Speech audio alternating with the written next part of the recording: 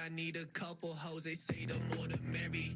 I know I never do those drugs, but right now I'm with Barry. And I'm very well aware I shouldn't fuck her if she married. But life is just a dream, so I'ma fuck her like a fairy. And I spin that shit like right around, no ring around the rosy. And the way she scream my name, I bet her neighbors fucking know me. All these drugs inside my system, tell the police fucking blow me. And the way we ran this shit, you think he's Shaq and I was Kobe, but shut up and listen, I don't wanna talk. Me and the money, we tying a knot. I keep on telling these bitches I'm never gonna leave them. I guess I'll be lying a lot. Tell me the shit that you do for the plot. Me and that hoe, we been through it a lot. I keep on smoking on something that's sticky, ain't never gonna stop.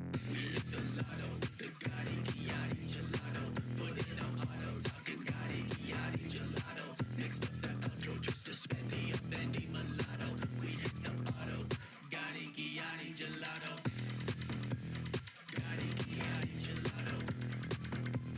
Gotti, Chiatti, gelato. Bendy mulatto. Gotti, Chiatti, gelato. Did that go? Did that record? Na na na na na na na na na na na na na na.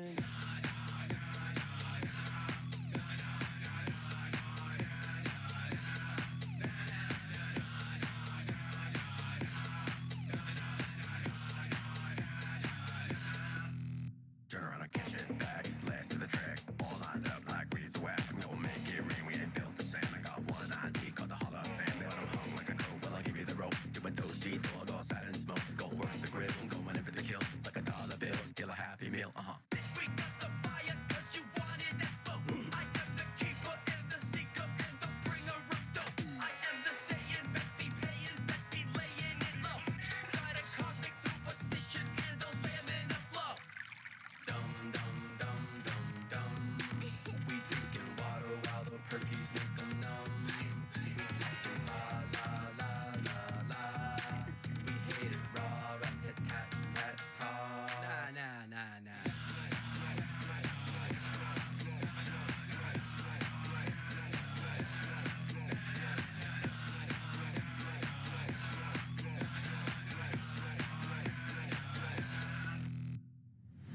Back again, cause I'm dope as fuck. Back again, we don't need no luck. Need my crown, cause they know I'm a king. Where's your bitch, cause I'm taking a queen. Never stop with a notion. Stand back and watch me make motion. Stand by for the killer flow shit. Spell out Mississippi with the KIO shit. I did drugs I shouldn't do. I made money, how about you? I like my girls 2x2. Paper, double you know what it do.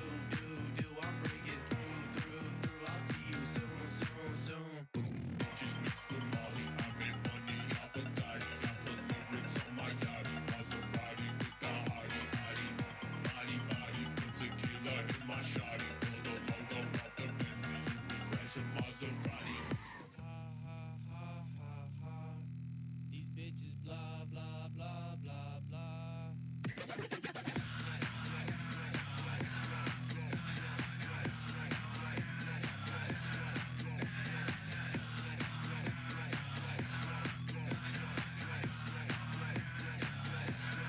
Okay.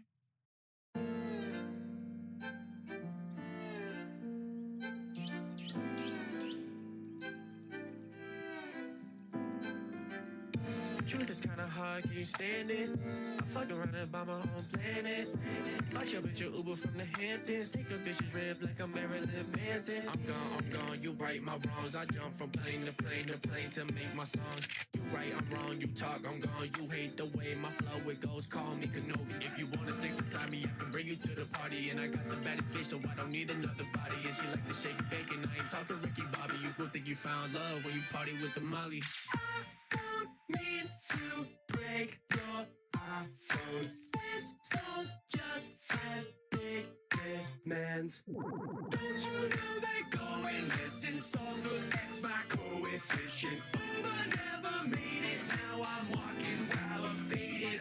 $50 for shitty drinks. I hear the fucking ice clink. Something's going wrong with all the things we do for fun. Hi, I'm just calling to say that I love you and I care about you and I can't wait to see you soon.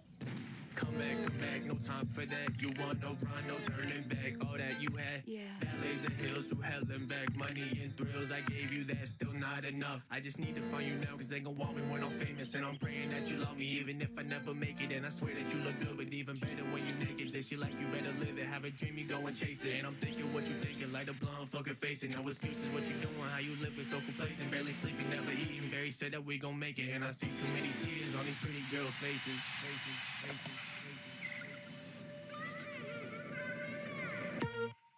Try to text this number. I could just not give a fuck.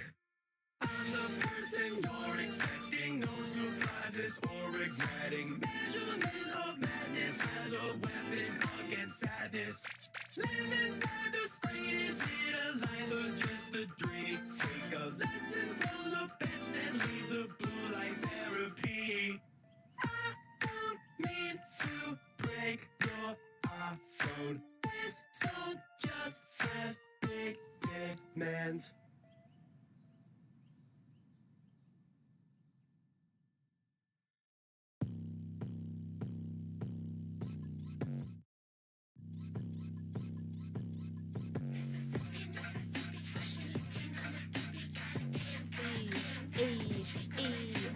Why is none of my shit showing? What a pain. Oh, there we go. Okay. Sorry if you hear it twice. Hold on. A. Okay, bro. Okay. We'll have it keep going, dude. Bad Data's been dropping some heat lately, bro. Some heat, bro. Let me post a couple things hat quick. Hello. It is me and Shaggy are hosting today, okay? Everybody say hi, Shaggy. That was him sniffing the microphone. He is very ass mad that he cannot eat any of this pizza. I'd show us on screen, but quite frankly, I look like dog shit, and trying to figure out how to do that without not completely looking like dog shit sounds like a task. Actually, here, hold on. Let me see if I can do it this way. I do look like dog shit, just full transparency. Hold up, y'all. Okay. Shaggy. We can do it this way, right? You need to say hi. Oh, we'll do a little show and tell of what we got for food, okay? Okay.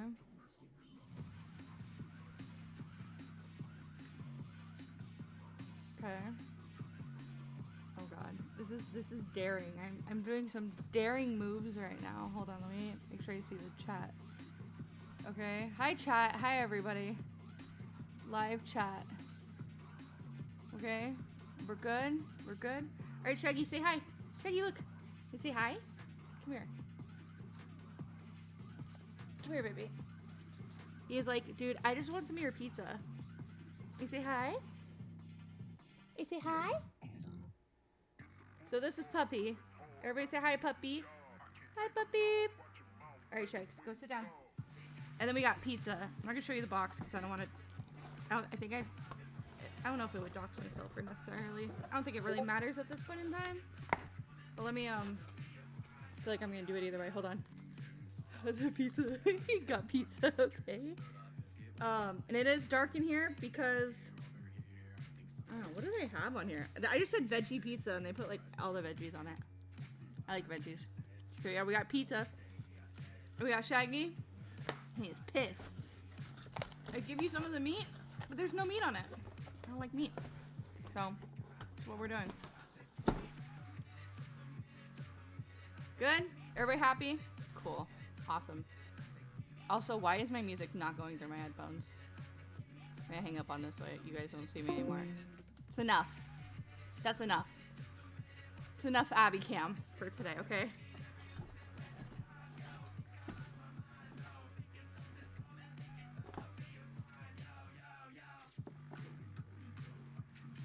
Oh, I guess I can give him some of the crust, huh? There you go, baby. If you get an upset stomach, it's okay. We can take you outside. Okay.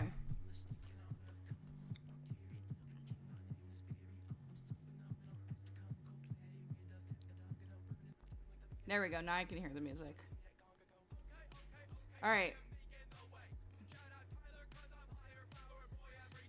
So we're probably gonna go and we are going to watch. Hold on. I actually was in the middle of checking for that. I love you.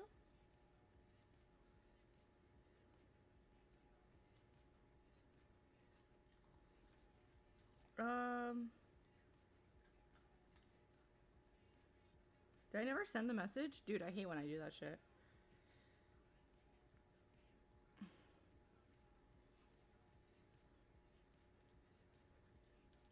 Oh, he did message me back. Okay, cool.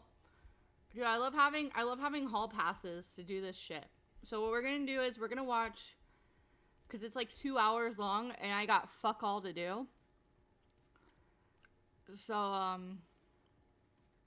we are gonna watch Rob Media.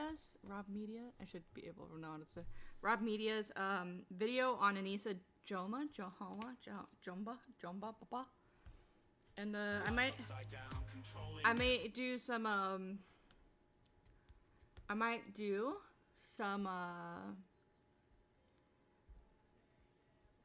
let me pause the music. I might do some Fortnite, obviously. Oh shit, I didn't even bring my fucking, it's on the dock behind me.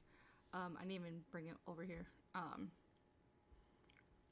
we will do that. Everybody ready? Everybody fucking stoked? Watch this dope ass video. And Rob did give me permission, so we're good, Gucci on all of that. I'm just gonna use it for an eternal permission thing. You know what I mean? That's cool. That's cool with me. But otherwise, let's get to it, dude. Let's fucking do this. Oh, real quick. Streamlabs link is pinned. There is a tip jar. I have not seen it or tested it or see if it works. But as you can see, I put the little names of who like donates to me on the bottom. It just kind of scrolls through. Fucking last stream, Shadow Humor was the big high roller for me. He gave me $100 for towards my setup. I need about like 200 more to get like a chair, and obviously like put it the rest towards like another monitor. I want to get like a decent one and not have to like spend a bunch of money on it twice. Working on still. It's not a local brand of pizza. Well, listen, I don't know. How do you know which one I went to? Also, high time. I went and got pizza. I'm super hyped.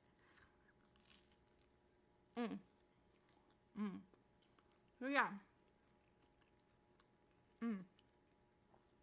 Dude, that's bomb-ass pizza. I don't know if I'm just hungry or if it's good pizza. But we're about to watch it.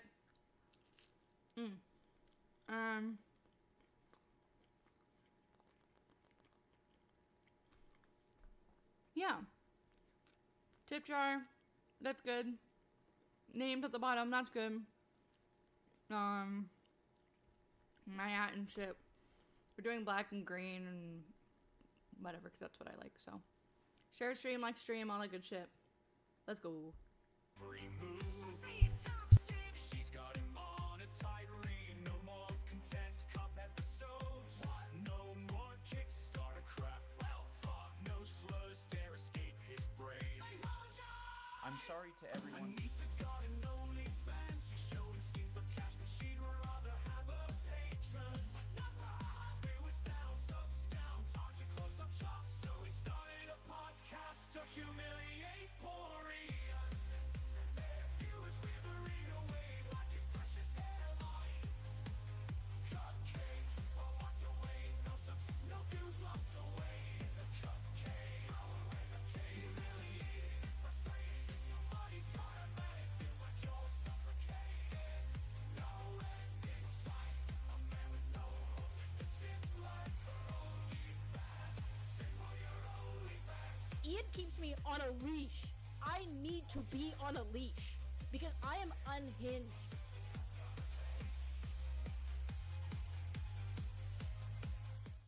Welcome back to Idiot Influencers. Today we'll be exploring the past and present of Anisa Jomha, a wife of iDubbbz who keeps getting herself into controversy after controversy. For the past few years, she's been devolving into a lol cow, with only a few fans lingering around. I think it's time I do a massive video on her, detailing her tumultuous online career, going from a simp wrangling streamer to an edgy debate. Hi, holy cow fuckers. I am pizza. Pizza with my puppy. You say hi? If you go back a little bit in the video, I was on camera for a little bit and you saw Shaggy.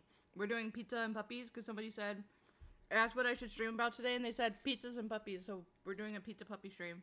Also watching Idiot Influencers by by Rob's Media, friend of the show, and yeah. Shaggy will be begging me for food for the next 2 hours. An adult content creator, and finally becoming the laughingstock of the wider commentary community. This is Anisa and her history of hypocrisies and scandals. Anisa's online career began around 2014 to 2015, with her being inspired to do live streams by Casey Tron. Like, I got lucky as shit. I was like working 2 jobs. Like I was poor, like poor. Like I was eating oatmeal for every meal. And then my one friend, literally, I'm not even kidding. Like, this is not a joke, Casey. You're the reason why I started streaming, because I had a friend that was like, You've told me this. Girl, yeah, she made $200. I was like, $200. I was like, I could buy like more groceries. And so I went into debt. I like got a computer, which like not smart at all to do. Got a computer and I started streaming, and I got really lucky. Casey Tron herself has been doing live streaming since 2012, doing what many would describe as because there's only one pizza place you could have gone to that would have been worried about. You'd be worried about. I'm worried about all of them. I don't even care if it's a convenient. I don't know what English I'm trying to use. I don't even care if it's like a, you know, like when you go to Chinese food places and they have like all the same like bags, they just say thank you on it. I'd be worried about that. Cause I'm fucking, anyway. Bro, I just got a Philly cheesesteak pizza. What's that even like? That sounds hella fire. I'm not gonna lie. Sorry for my ASMR eating action. Her things say Casey Tron in the Bang Bros font. What the fuck? I got my pizza from some place called A Pizza. Wait, what? What? It's, oh, Ali's Pizza. Ooh. Mine was gas station pizza inside of a gas station with this girl that kept complimenting me. I don't know why. Like, I do. But it's really off. I get really, I don't know how to take compliments. But, thank you for being nice. As booby streaming, where she would pretend to be a ditzy gamer girl in order to pull a young male audience. They tended to wear low-cut shirts and other slightly revealing outfits, hence the name. Anisa was definitely one of these streamers, going by the name Rainbow Kids. She'd stream herself playing League of Legends, eventually reaching 200,000 followers on Twitch by mid-2016. Her type of content did attract loads of trolls though, so she enlisted the help of various moderators. One of these moderators happened to be Anisa's own mother, which has been confirmed by Maureen herself. Kotaku would post an article about this in July of 2016. No. She complimented my hair. She said my haircut was really nice. And I could tell she was speaking my language because she looked like me when I was 21, 22. And then she complimented my dog. She's like, oh my god, your dog is so cute. And then she kept coming back and like talking to me and stuff. I was like, damn, relatable. Southern hospitality. It could be. Maybe I'm just not used to like people that are in the South, because like in Cali, people are fucking ruthless. Shaggy is getting so much crust from my pizza right now. She wants you be safe. Shut up, holy cockfucker. I do not look wantable right now. I don't feel wantable, so I don't know about all that. called The Mom Who Moderates Her Daughter's Rowdy Twitch Chat, where Anisa's mom is mentioned by name as being her daughter's biggest moderator. The article mentions these fans quite heavily, saying, many of whom originally subscribed for something other than her gameplay. No boobo showing, no me watching. Cam whore, where are your nipples? In fact, a counter on Rainbow Kid's channel estimates that her breasts have been mentioned in Twitch chat nearly 30,000 times. Until recently, Rainbow Kids wore a double push-up bra, highlighting her cleavage for her audience. Viewers would pay real money to have their commentary of her read out loud, much of which was deliberately offensive. Anisa's mom is quoted as saying, she was what you'd call a booby streamer, where you'd attract viewers to your stream, trolls, who come to harass or hit on female streamers. This article also describes the pair's past conflict, as Anisa had a habit of skipping school and sneaking out. What's most shocking is that Anisa didn't know this person was her mom at first, but liked her presence in chat and promoted her. It's just so bizarre, man. I mean, imagine having your mom having to defend you from internet trolls while being a titty streamer. And the thing is, Maureen is still defending Anisa online, she just does it under random names. I'll be showing this throughout the video, but she's been seen replying to Anisa and arguing with many of her critics. Here she defends Anisa by stating, Anisa has never shamed booby streamers. She started out as one, by the way. Here's some more tweets that she made in 2020 following the OF drama. What's really disgusting is how terribly researched this— Wait, what? Anisa Johnson.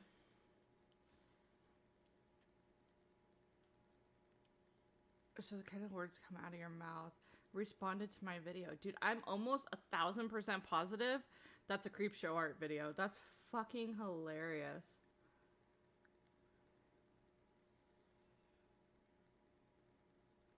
That's actually kind of funny. This video is all based on strawman arguments, clips taken out of context, 3 to 4 year old content cherry picked from female Ian Stan hate websites, and an obsessed female streamer. The creator of this video responded by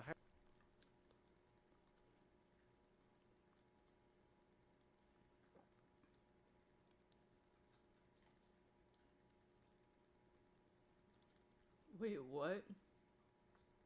Hold on. Pause. Now we have to go to x.com.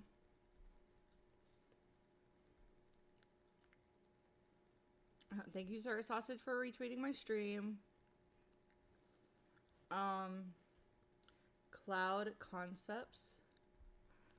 Oh wait, hold on. This is where we go. Cloud Concepts CTS underscore. Is that what it was? Cloud Concepts. Was it just one underscore or two?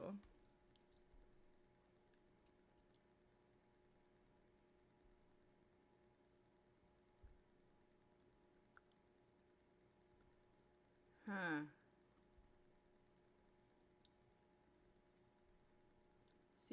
CONCEPTS. Do it one more time without all the caps.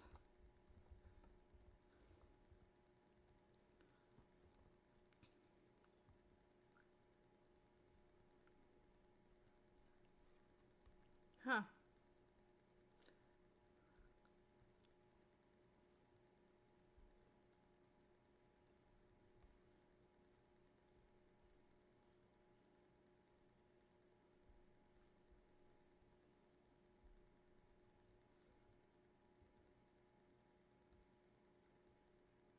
Huh. When is this date on this? Wait, when was this? Ian Stan hate websites and an obsessed 2020? Sorry, I'm on like a whole train of finding creep show art. Don't mind me, literally. Because I'm pretty positive that they're still online.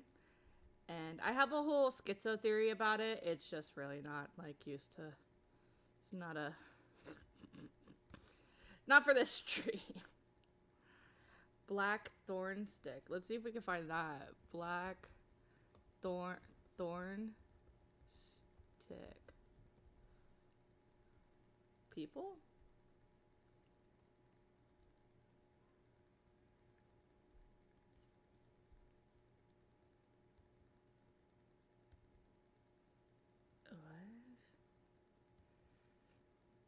Under construction. Okay, what is this date again? March 31st, 2020. Okay, we're getting there. Wait, did I go under replies?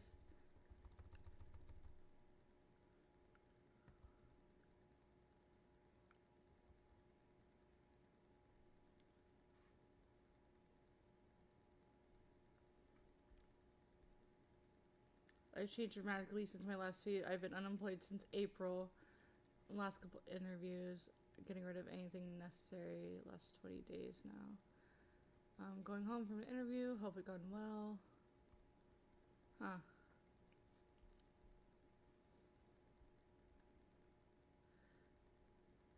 Crazy. Interesting.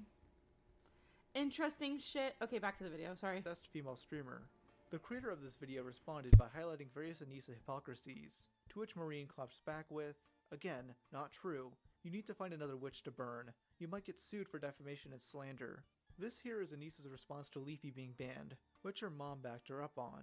Remember this Pied Piper account. Again, it'll be important later. Kiwi Farm users were able to piece together that these accounts do belong to Maureen, as they replied to Anisa and her haters a ridiculous amount of times. And I mean, it's 100% factual that her mom would do stuff like this, based on that Kotaku article.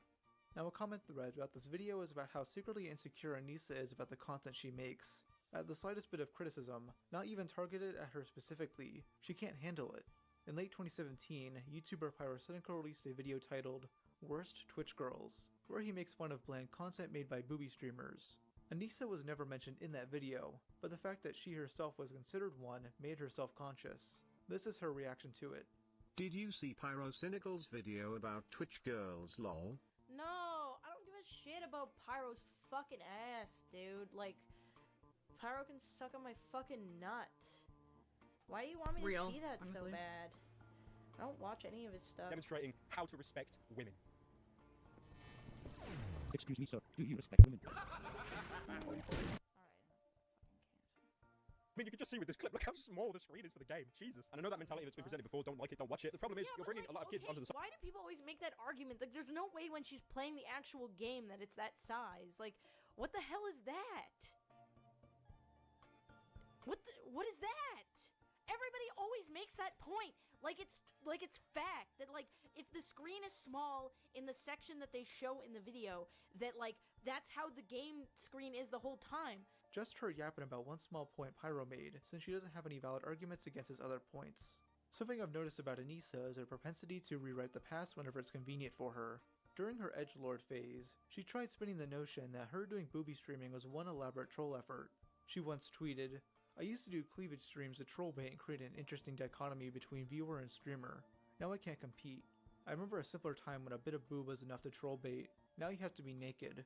Darwinism of the female streamer in action. Well, she was right about one thing.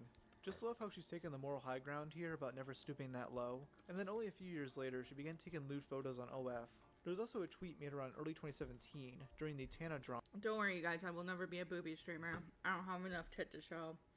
I mean, they exist, but, like, I don't use them. They just sit there. You know? Where she said Tana's outfit was more revealing than the stuff she wore during her booby streaming days. This is hilarious because even back then, she was posing in photos of her underwear out. She's not fooling anyone here. This wasn't her trolling people like what Casey Tron was doing. She was an unironic titty streamer, who rebranded after the genre became too oversaturated, and she couldn't compete.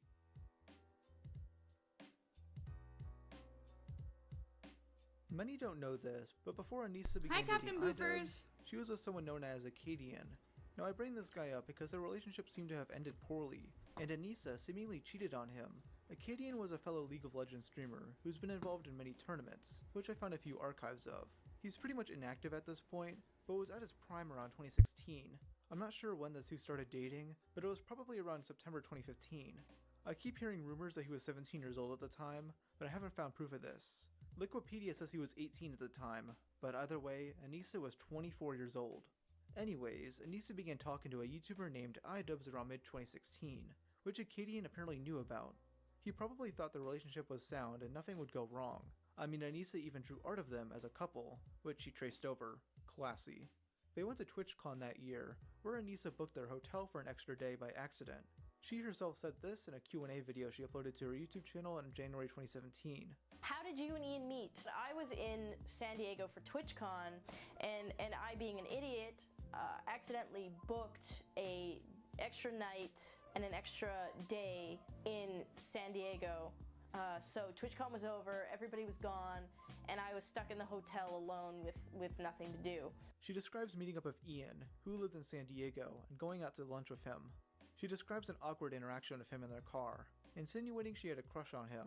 As soon as I left the Jeep, I was thinking to myself, this human is never interacting with me again. I fucked it. Like, this is over. And and I guess he was thinking the same thing. He thought that I didn't like him and he fucked it up. So when he got home, I guess he was fighting with himself whether to text me or not, because he thought that it was like completely done. But he decided to message me anyways, and he said, hey, I made it home safe. And the amount of relief that I was like, holy shit, this human is still talking to me. It was unbelievable. We didn't stop talking. That whole night we talked until we fell asleep, and then ever since then we've just been pretty much inseparable. She was still publicly dating Acadian, by the way. They wouldn't break up until a few weeks later, where Acadian said he alluded to it on Twitter with this tweet. Rolling on the floor laughing, what the fuck, I actually hate girls. Captain Poopers, you said, bro, she has a crush with anyone with a higher sub count than her? Damn, that's fucking real. That seems pretty fucking real. Bro. I had a hotel for an extra night and I decided, whore out. I decided, today's my extra day. I decided, damn, he's fine. He's blonde. It's San Diego. Girls gone wild. You know what I mean? Let's go, girls. Let's go. That's what I'm saying, bro. I cannot eat this whole pizza. Oh my god. It's a little baby pizza, but it's still a fucking pizza. Oh my god, I cannot. Last piece. I gotta do it. Just one more piece. Bomb. Probably won't be streaming / active for a while until I get back to a good place mentally. Sorry guys. On November 4th, he'd vague post about it on stream. Yeah, I don't know, dude. I mean, I would say like right now, in terms of like mentally, I'm not like in the best state. I can't really explain, but I'm just like, I don't know, dude.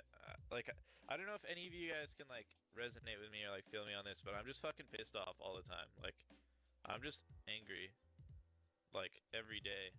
As soon as I wake up, like I'm just fucking angry, and I don't know how to stop being like. The only thing I can do is just distract myself with like League of Legends or doing shit like. I don't know, man. I'm just fucking mad. Apparently in the same stream, which is lost, he flat out said that he blocked Anisa. A fan mentioned this to her on Twitter a few days later. And if you still don't believe me that she cheated on him, Anisa's anniversary of Ian always falls around late September to early October, the exact time TwitchCon happened in 2016. Now, I myself became aware of Anisa around 2018. Ian never really mentioned her much online, though the relationship was still known. Ian had a habit of pranking her while streaming, which, to be honest, are probably the only times they were entertaining. Play Nickelback non-stop for hours on end. I will want to die, I guarantee you.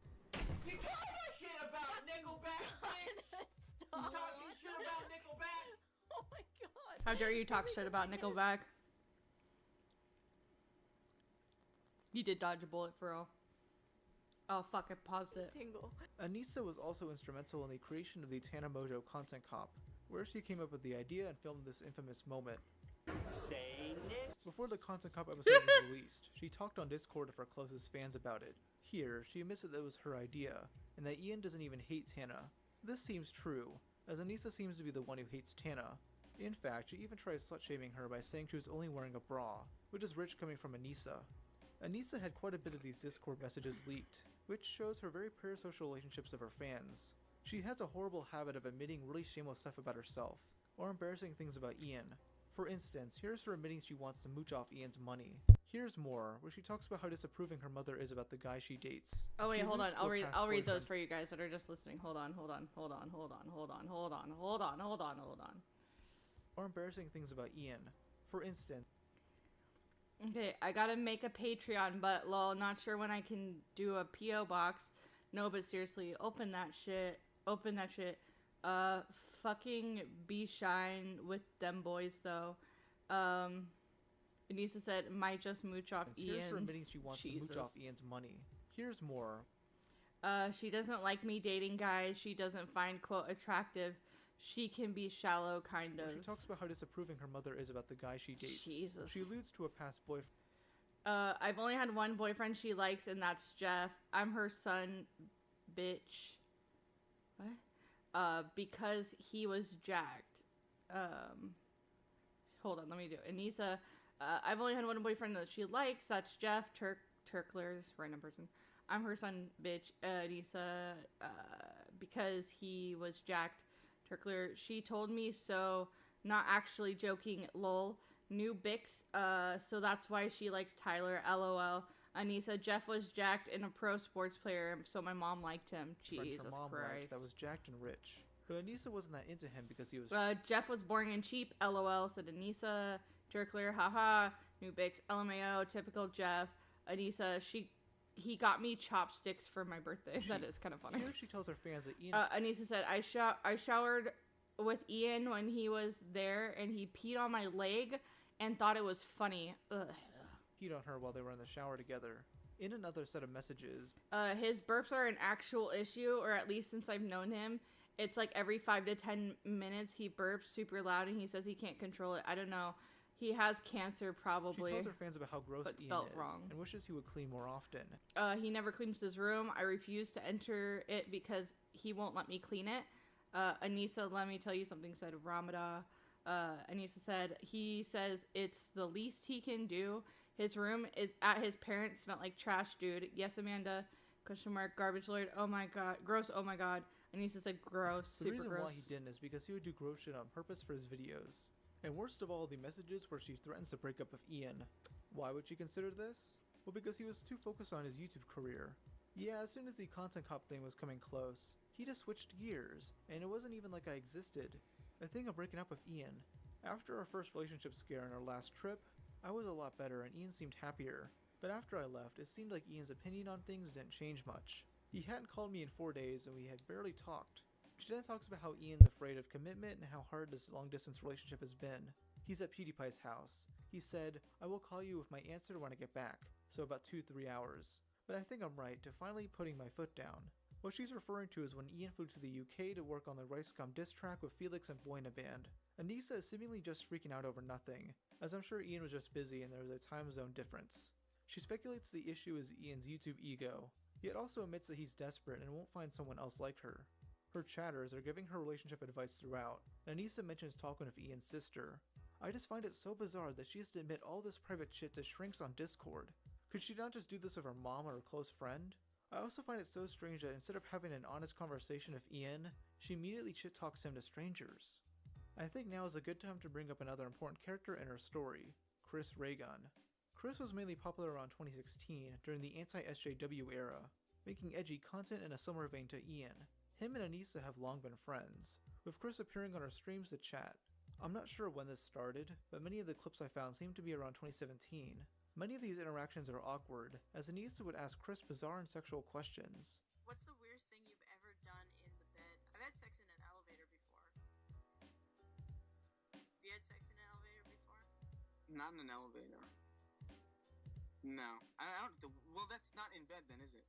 I mean, that's still like. I don't know. Asking, like, you know. From some. I mean, yeah. I don't really know.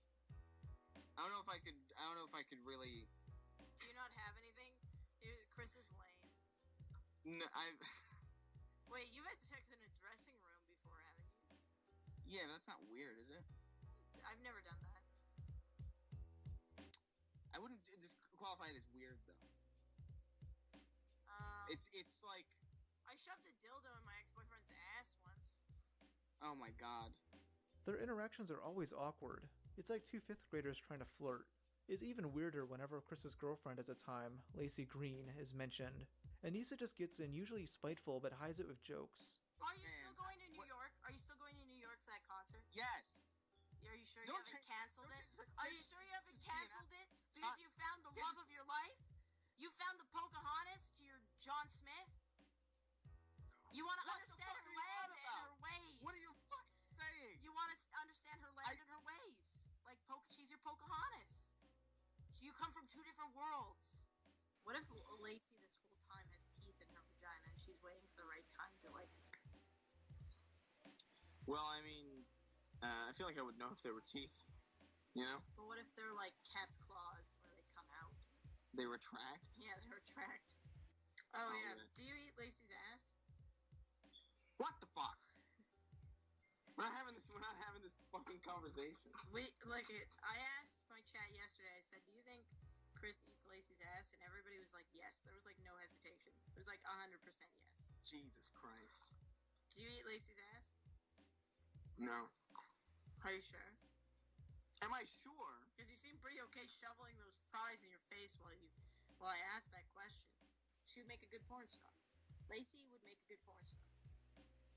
Thanks. Weirdest of all is when Anisa calls Lacey a cunt. And I was like, you cunt, you know who I am, piece of shit. 2 podcasts in a row, that's terrible. Well, I mean, it's been a fucking month.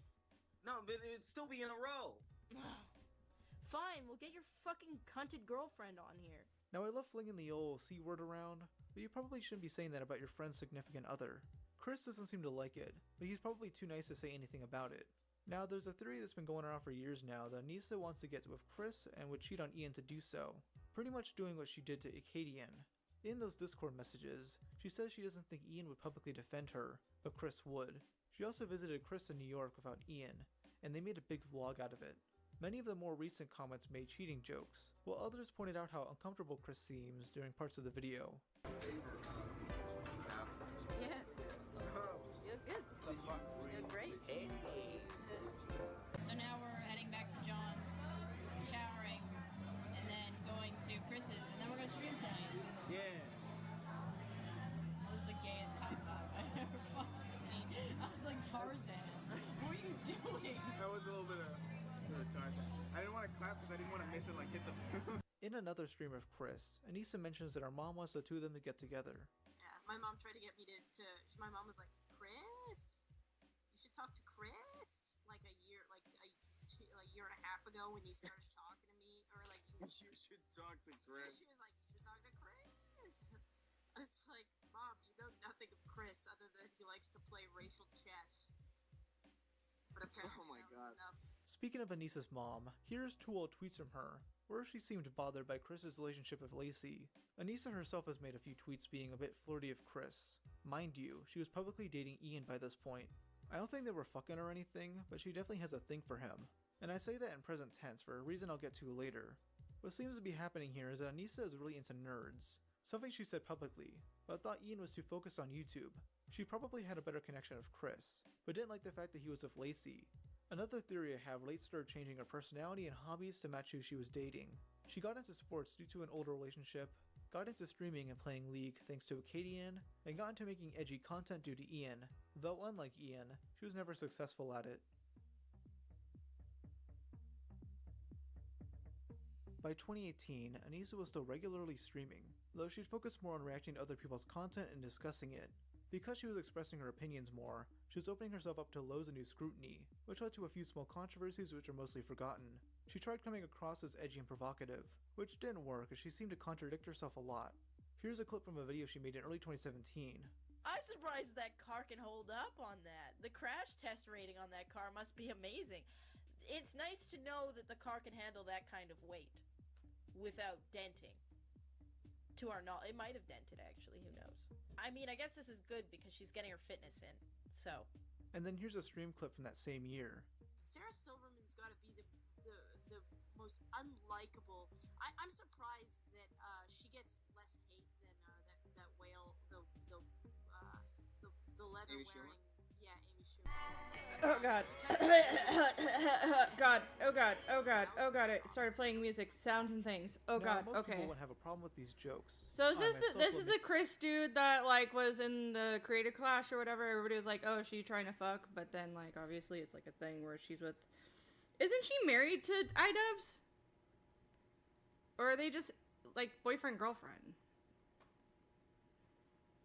Or is it this bad all the time.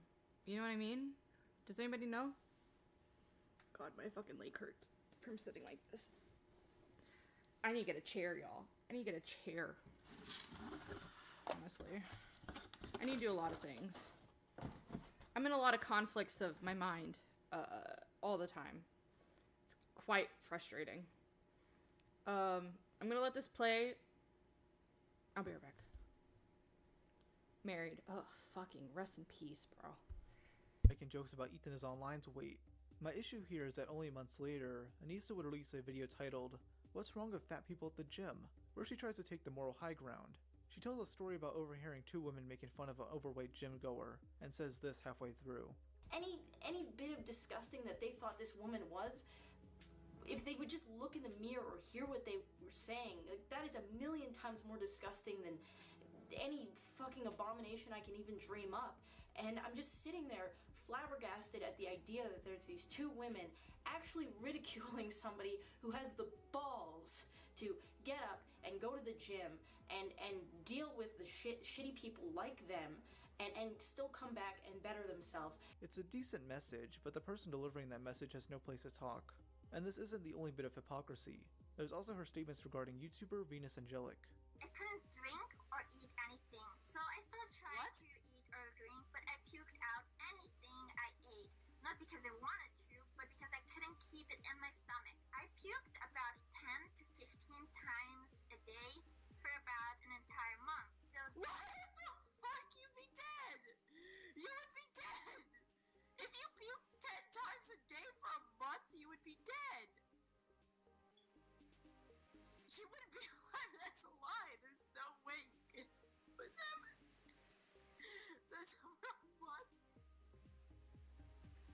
That's what? That's not real. There's no way.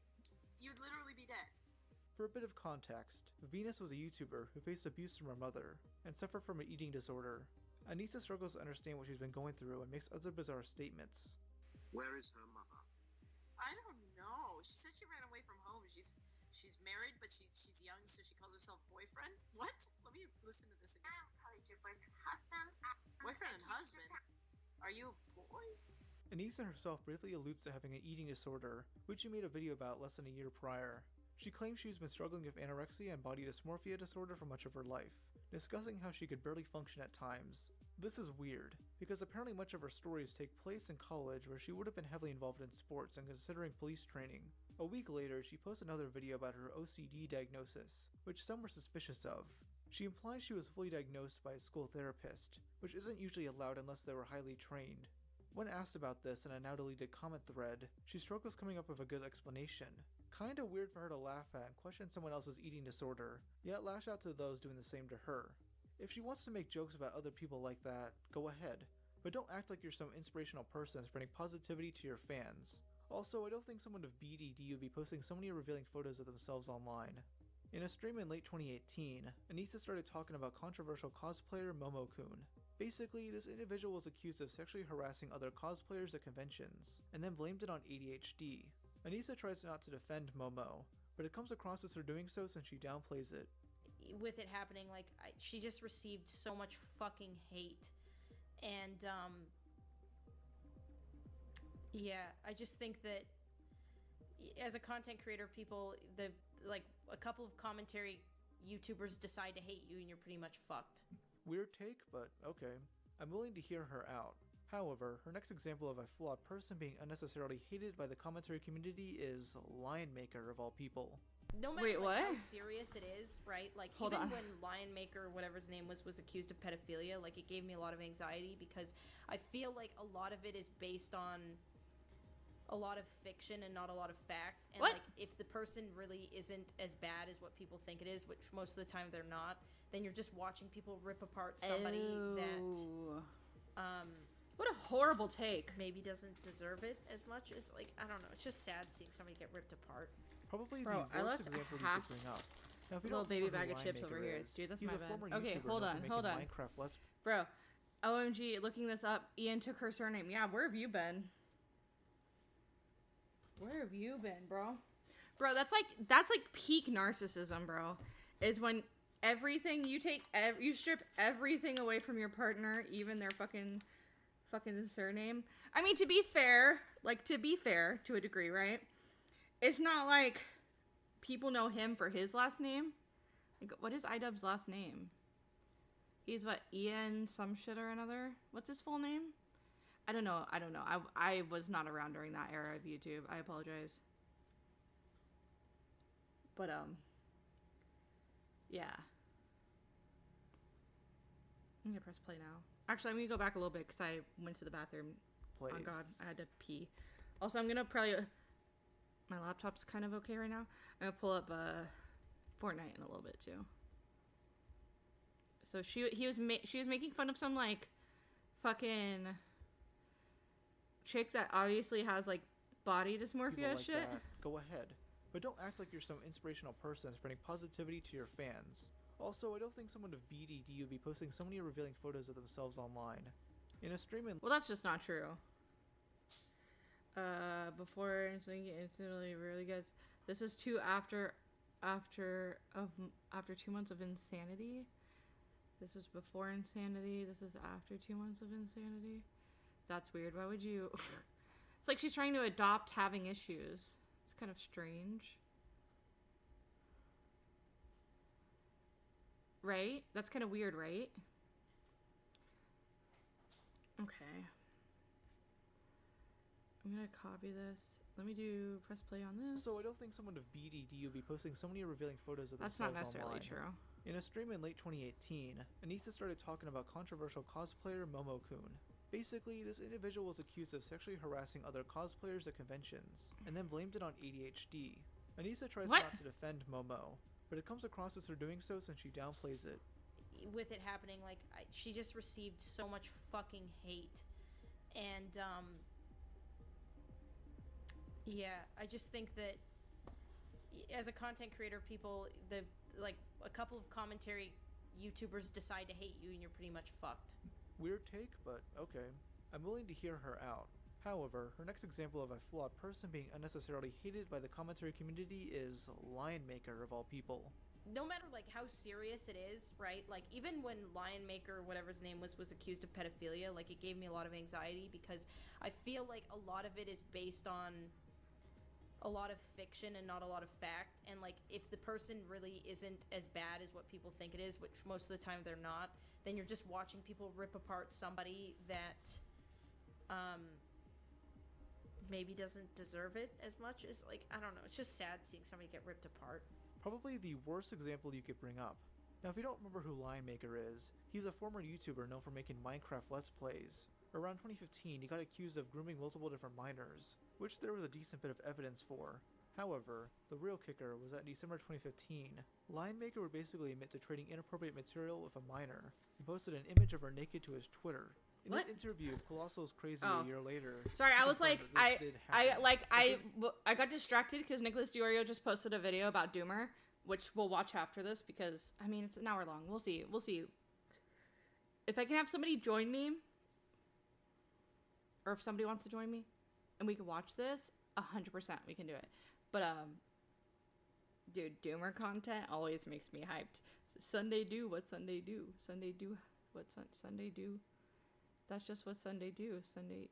He do what Sunday do too. Bro, that shit's so fucking funny, bro.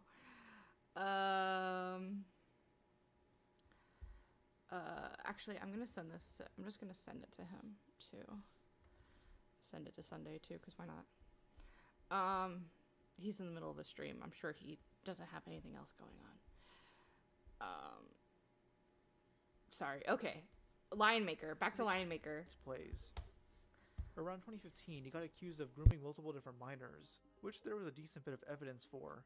However, the real kicker was that in December 2015, Lion Maker would basically admit to trading inappropriate material with a minor, and posted an image of her naked to his Twitter. In his interview with Colossal's Crazy a year later, he confirmed that this did happen, but says he doesn't know how it happened, which is bullshit. It's not. Do you deny that a picture of this girl, Paige the Pandas, what should we call it? What do we call this? A rectum was posted on your Twitter account. Let's just state it out how it is. That is a fact. No, I do not deny that. I do not deny that. Who posted this picture? That is something that I cannot say. I do not know. It's impossible for me to start pointing fingers at someone and saying... Speculate. No, I can't. Now back to Anisa. Well, Lion Maker went to jail for Yeah. pedophilia. I urge everyone to check out Colossal is Crazy's interview with Lion Maker. It's surreal. Yeah, I mean, and he went to jail, and he deserved to go to jail, like, which is whatever. Bro, but what? I mean, I'm just trying to use the example of like when it was before he got prosecuted and whatever. People ripping him apart, like we didn't. Since Paige the Panda was 15 and and I have had several sexual exchanges on Skype. What a fucking retard. Do you guys remember? Hold on. What is this? No, I need, hold on. Duplicate this tab. We do, hold on.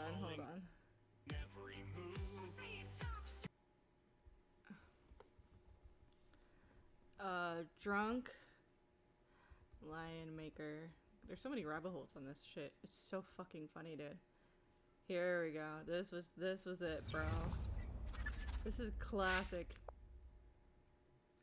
A Lion Maker clip. He had his Q&A attempt 3, and once again, no questions were answered. What? Wait, show me? What the fuck? Funny. All right. Get the live. It's fucking fascinating. Oh, yeah, I saw this on you. Oh my god, he was wasted. Guys, he's on our Ironically, what Chris Raygun has sociopathically petty is the quote. That's fucking epic. Dude. Hold on. Your laugh killed me on that. What the fuck? We're watching this Lion Maker stream, us kids, and we were deciding that we were gonna see what's going on with Lion Maker. He seems a little weird. He's not moving at the moment. He's 35 minutes into a Q&A, and well, no questions have been answered so far. I hope he's okay. Fucking Tommy. Oh, Jesus. Oh.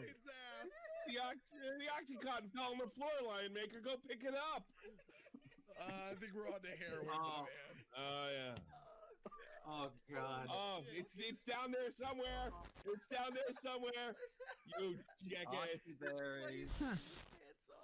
Why? Why is he streaming with pants off? Oh, he doesn't start whacking off. You're actually shooting one around. Get up! It only gets better. Oh my god. He can't get up. Oh my god. Dude, his ass is about to show. That's the fuck. Get up, Lion. I might throw up. How drunk was he? What the fuck did he take? Wait for it. Wait. He got like bull trains, dude. Holy. Dude, full steam ahead, dude. How many of these streams does he normally do? I want to do like That's a so $2 fucking epic. super chat to just get him to say it. More. Okay. Faggots, yo. I swear. Whoa! Whoa! He is gone. Nick, too you far. read this guy's comments. This guy's Can literally we- got, like, can we replay that for 1 second? Can we just replay that? Twitch. I'm watching this, in a news transformative manner. All right. Fucking baby. These fucking faggots. Yo. Whoa! I swear to God.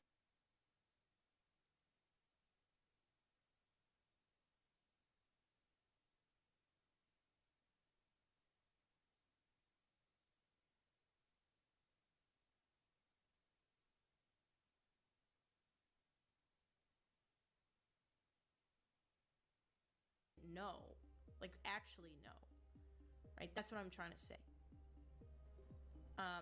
And until we did know, and he did go to jail, it's a bit scary to rip somebody apart, without really knowing.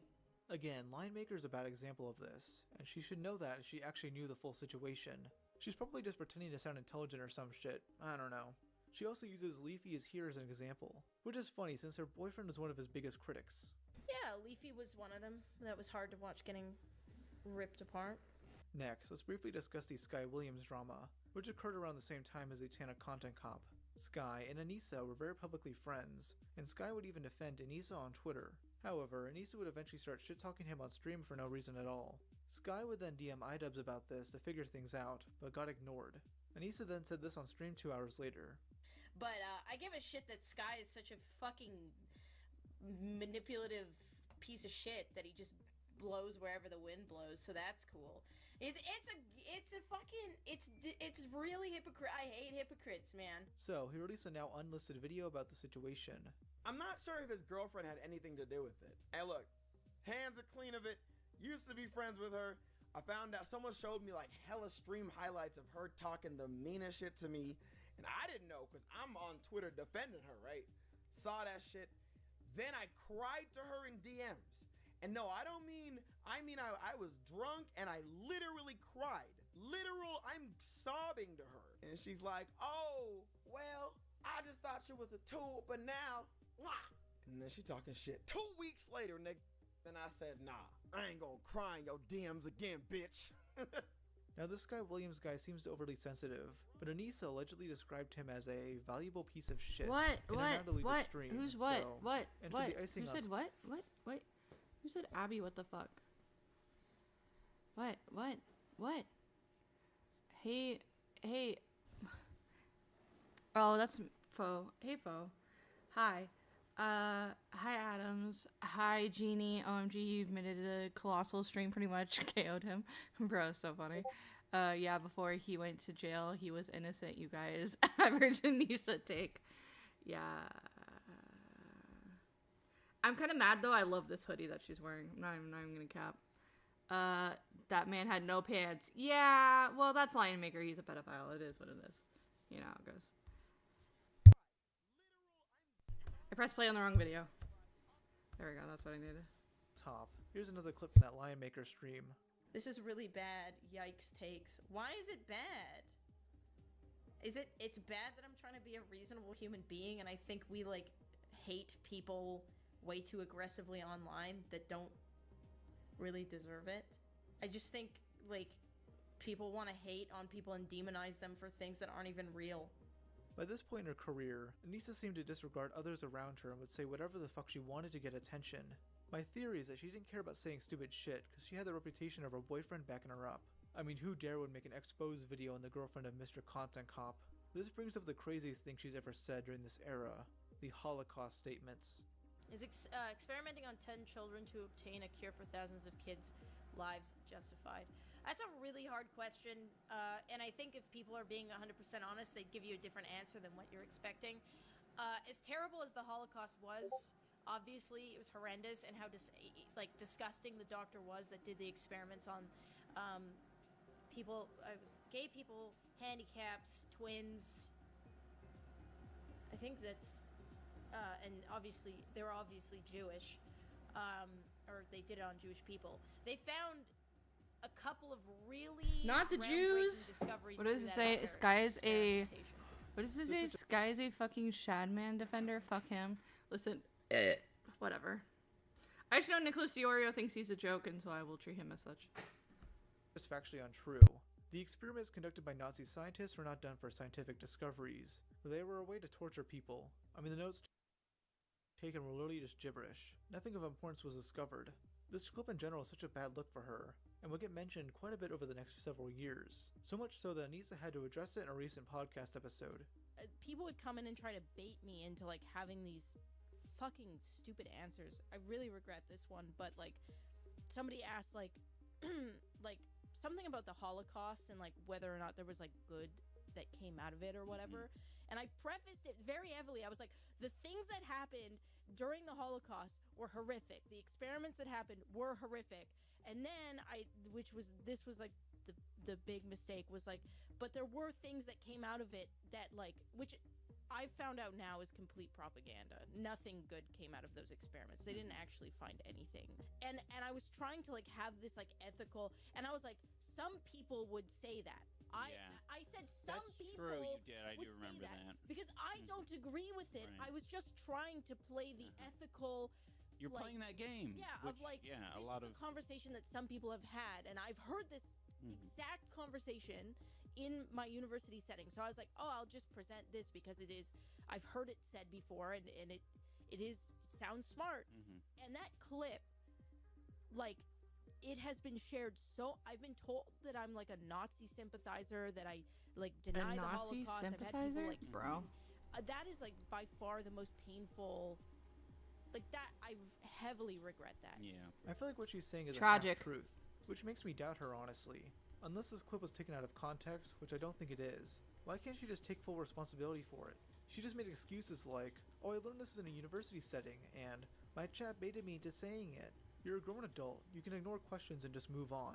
And if you're going to go on a high horse and call out people who overuse the word Nazi, why don't you tell your friend Dennis to not do so on your Machina, behalf? of course you'd literally come right at the part where they're the pedophiles wobbling with no pants. That shit's fucking hilarious. Dude, that sounds about right. Hold on, I'm not actually playing this. I wanted to play. Hold on, let me do this. Let me YouTube chat. Hold on, let me make my YouTube chat a little different. Browser settings with we're gonna go 400. Does that look okay? That's a little too much, eh? Well, I can make it 400 and then make it longer, right? There you go. That looks okay. That looks better. It actually kind of fucking slaps. I'm not gonna lie. Cool. We Gucci? Everybody's Gucci? Gucci, Gucci. Oh, actually, hold on. I gotta press close. Cool. Dude, the schizophrenia happening on my stream right now is insane. Here, she's referencing Froggy Fresh. And he's just started posting, like, let me see if I can find it. He was just posting Nazi shit. Okay? I don't know how to explain it. I don't He know was how else just to explain it posting other than Nazi he was shit. posting Nazi Fucking shit. crazy. What's bro. happening here is that Anisa is trying super hard to be like her boyfriend, but is failing miserably. IDubbbz at the time was actually Dude, able to what put the together fuck? cohesive arguments relating to edgy topics, and also didn't try to come across as some sort of intellectual. He didn't take himself seriously and was, you know, actually funny. Anisa is legitimately trying to sound smart, and comes off as a dumbass because she has never been self-aware. This is especially evident in her debate with Vegan Gains in November 2018. If you don't know who Vegan Gains is, he's a crazed vegan activist known for saying some pretty outlandish stuff. And when I see babies in a stroller, especially when they're crying, I just want to put my foot through the fucking thing and It's step so on real. it until it's nothing but blood and pulp on the fucking pavement. Honestly, debating this guy could have been a slam dunk for Anisa, but I'm sure you can already predict how well she did here. She basically spends the entire debate prefixing her arguments with, I feel like, not actually going off legit facts she can use Actually, I against feel Richard. like, actually, I feel like, actually. but I feel like, Ugh. because Now, even though I Bro, don't agree literally, with- that is commentary, though. Like, literally, most of it's just feelings. I don't know why she doesn't like commentary so much. It's fucking crazy to me, honestly.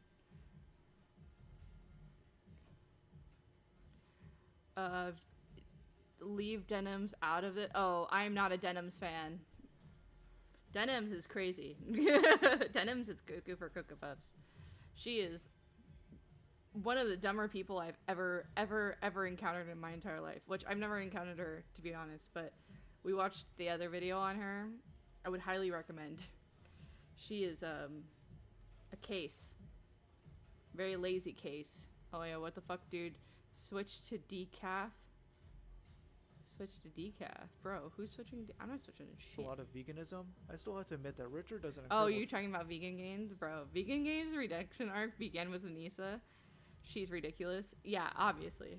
job here. Women He ridiculous? actually brought up sources in and can this properly economy? debate Anisa, while she fumbles around and says loads of nonsense. At one point, she says she doesn't think society caters to vegan diets, which is hilarious as this bitch frequents California, one of the most vegan states in America. That's real. And that simple fact, which is a fact, and if you want to find studies for that fact, go ahead. But like, our society does not cater towards a vegan diet. Therefore, it's less convenient than a You're- non-vegan diet. You You're can't arguing against yourself here.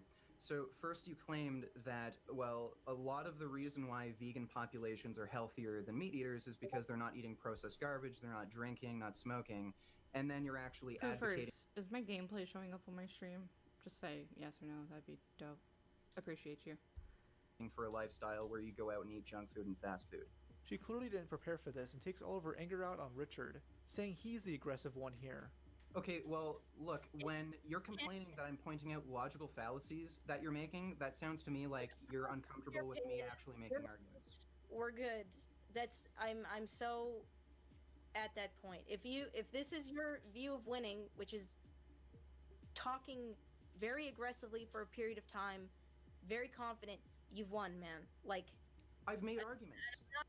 Well, no, I've made arguments and presented evidence. You haven't. So yes, I have one on that basis alone. Well, then Thank there you. you go. It is should have taken Okay, go so you agree a that you pro don't have any evidence on for the your worst claim? hand. She would have done a little bit Your better, like arguments a are little completely better. logically inconsistent. Look, if you don't agree on that, I want to continue this conversation. I don't want to misrepresent your views. I actually am interested in having an honest conversation about this. Yeah, I'm done. Remember, What a this is the sore same chick loser. who tried arguing about the semantics of certain slurs and thought ISIS isn't real because her Muslim father is too nice a person. By this time, many began noticing Anisa's antics, with a group known as Parafax archiving her worst moments. This would lead to YouTuber Brittany Venti releasing an exposed video on her, which currently has almost 700,000. Dude, Brittany Venti looks cute there. What the fuck? I get it now. This haircut's way better on her than her curly hair. I mean, her curly hair is kind of cute, but she should do the bangs again. The bangs are really cute. Bangs give her face more proportion, in my opinion. What do I know? I'm just a fucking licensed cosmetologist. Why is it not playing?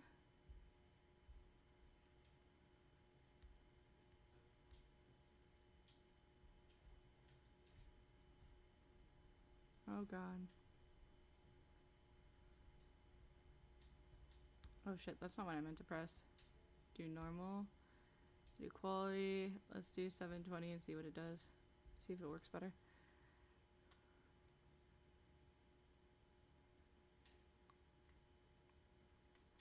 Hold on, you guys. I might have to refresh it. Give me a minute. Let me land. Let me get it out. I don't even know where the fuck I'm going. There we go. Hold on. Why can't I hear it?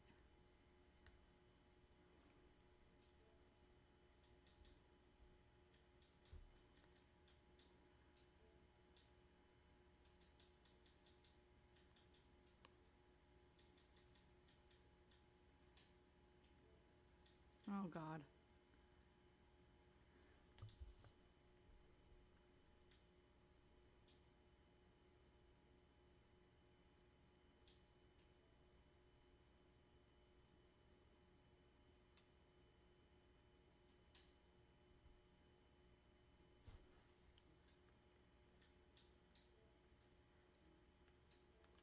Alright. Never mind, we're not doing video games because this is like lagging hella bad. Hey Sarah.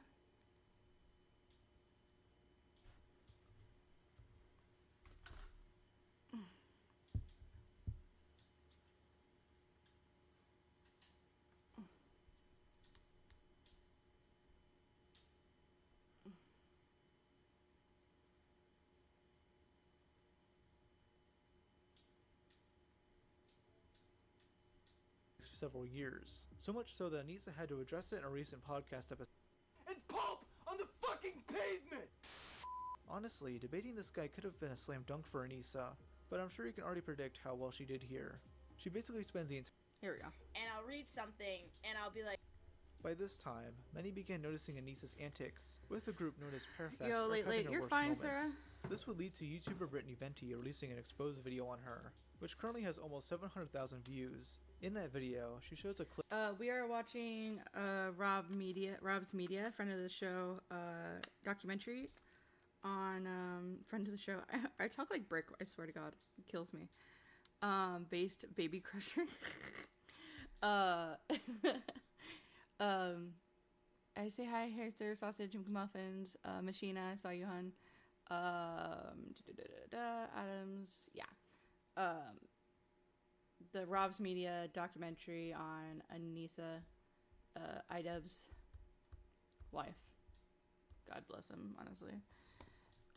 I've seen it one too many times. The perfect life in California is never Clip perfect. that pretty much sums up Anisa's thought process. I've been scrolling through my own Twitter feed, and I'll read something, and I'll be like, fuck, I need to unfollow this guy. And then I'll go to his page, and then it says 400k followers, and then it says, Sky follows you.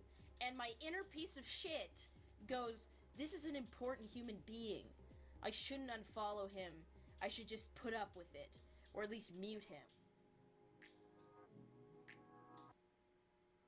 Now, most people began hearing about Anisa in early 2020 due to an infamous tweet.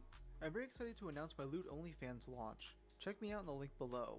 I'm very excited to provide cute cosplay photosets and more. Many in iDubbbz fanbase began making jokes and memes. Many began referring to iDubbbz as a simp. Since most guys wouldn't be fond of their girlfriend showing their assholes to the entire internet, he actually handled the situation pretty well at first, tweeting, "I'm done, fuckers, I'm done. No more Mr. Nice Simp." Most people would have moved on from this, but then Ian shot himself in the foot and released the video, "Sex What an Workers, idiot. iDubbbz Complains." It starts out with Ian saying he's fine with the memes, What a but has a fucking problem with the mess. more critical fans of his. One of these fans is a 15-year-old who made a parody tweet, which Ian seems to take as real. He then criticizes the YouTuber Atozi for thinking OnlyFans will greatly affect someone's career, which is true. And then No future puppies jobs, or they might pizza? be That is not little- true. My puppy and my pizza was at the very beginning. You have to go back. It's not my fault you're late, okay? Puppy and pizza. We had both. Shaggy's still here, but the pizza is gone. Straight up. Come on, Shags. Shaggy, you ready?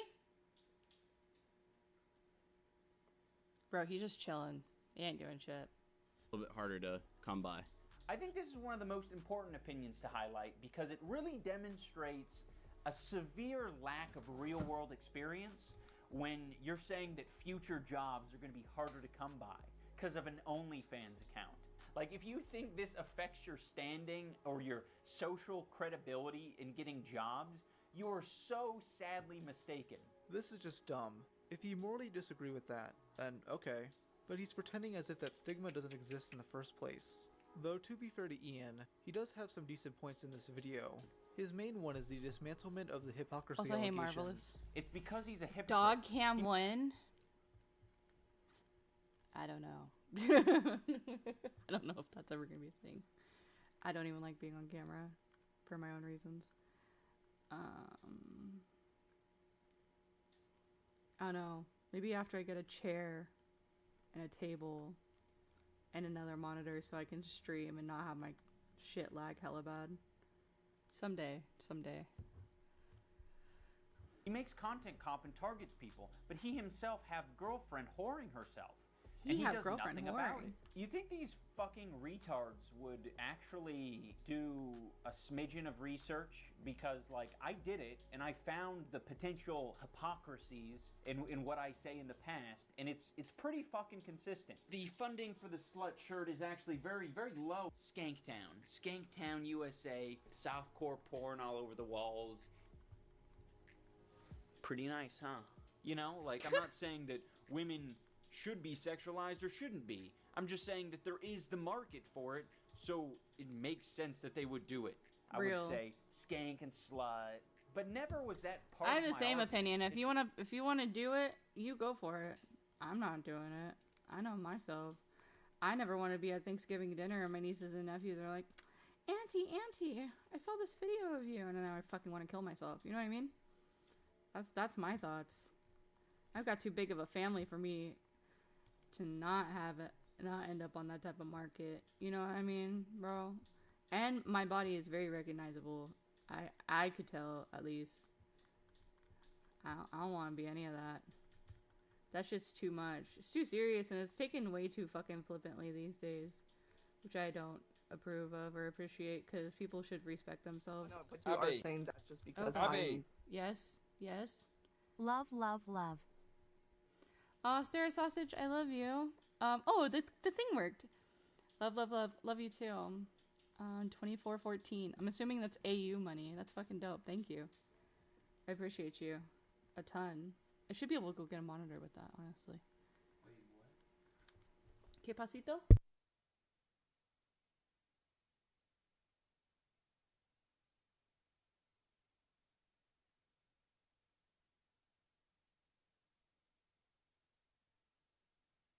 Just flavor. It's just flavor. Like, in the future, I'll probably say slut and skank again.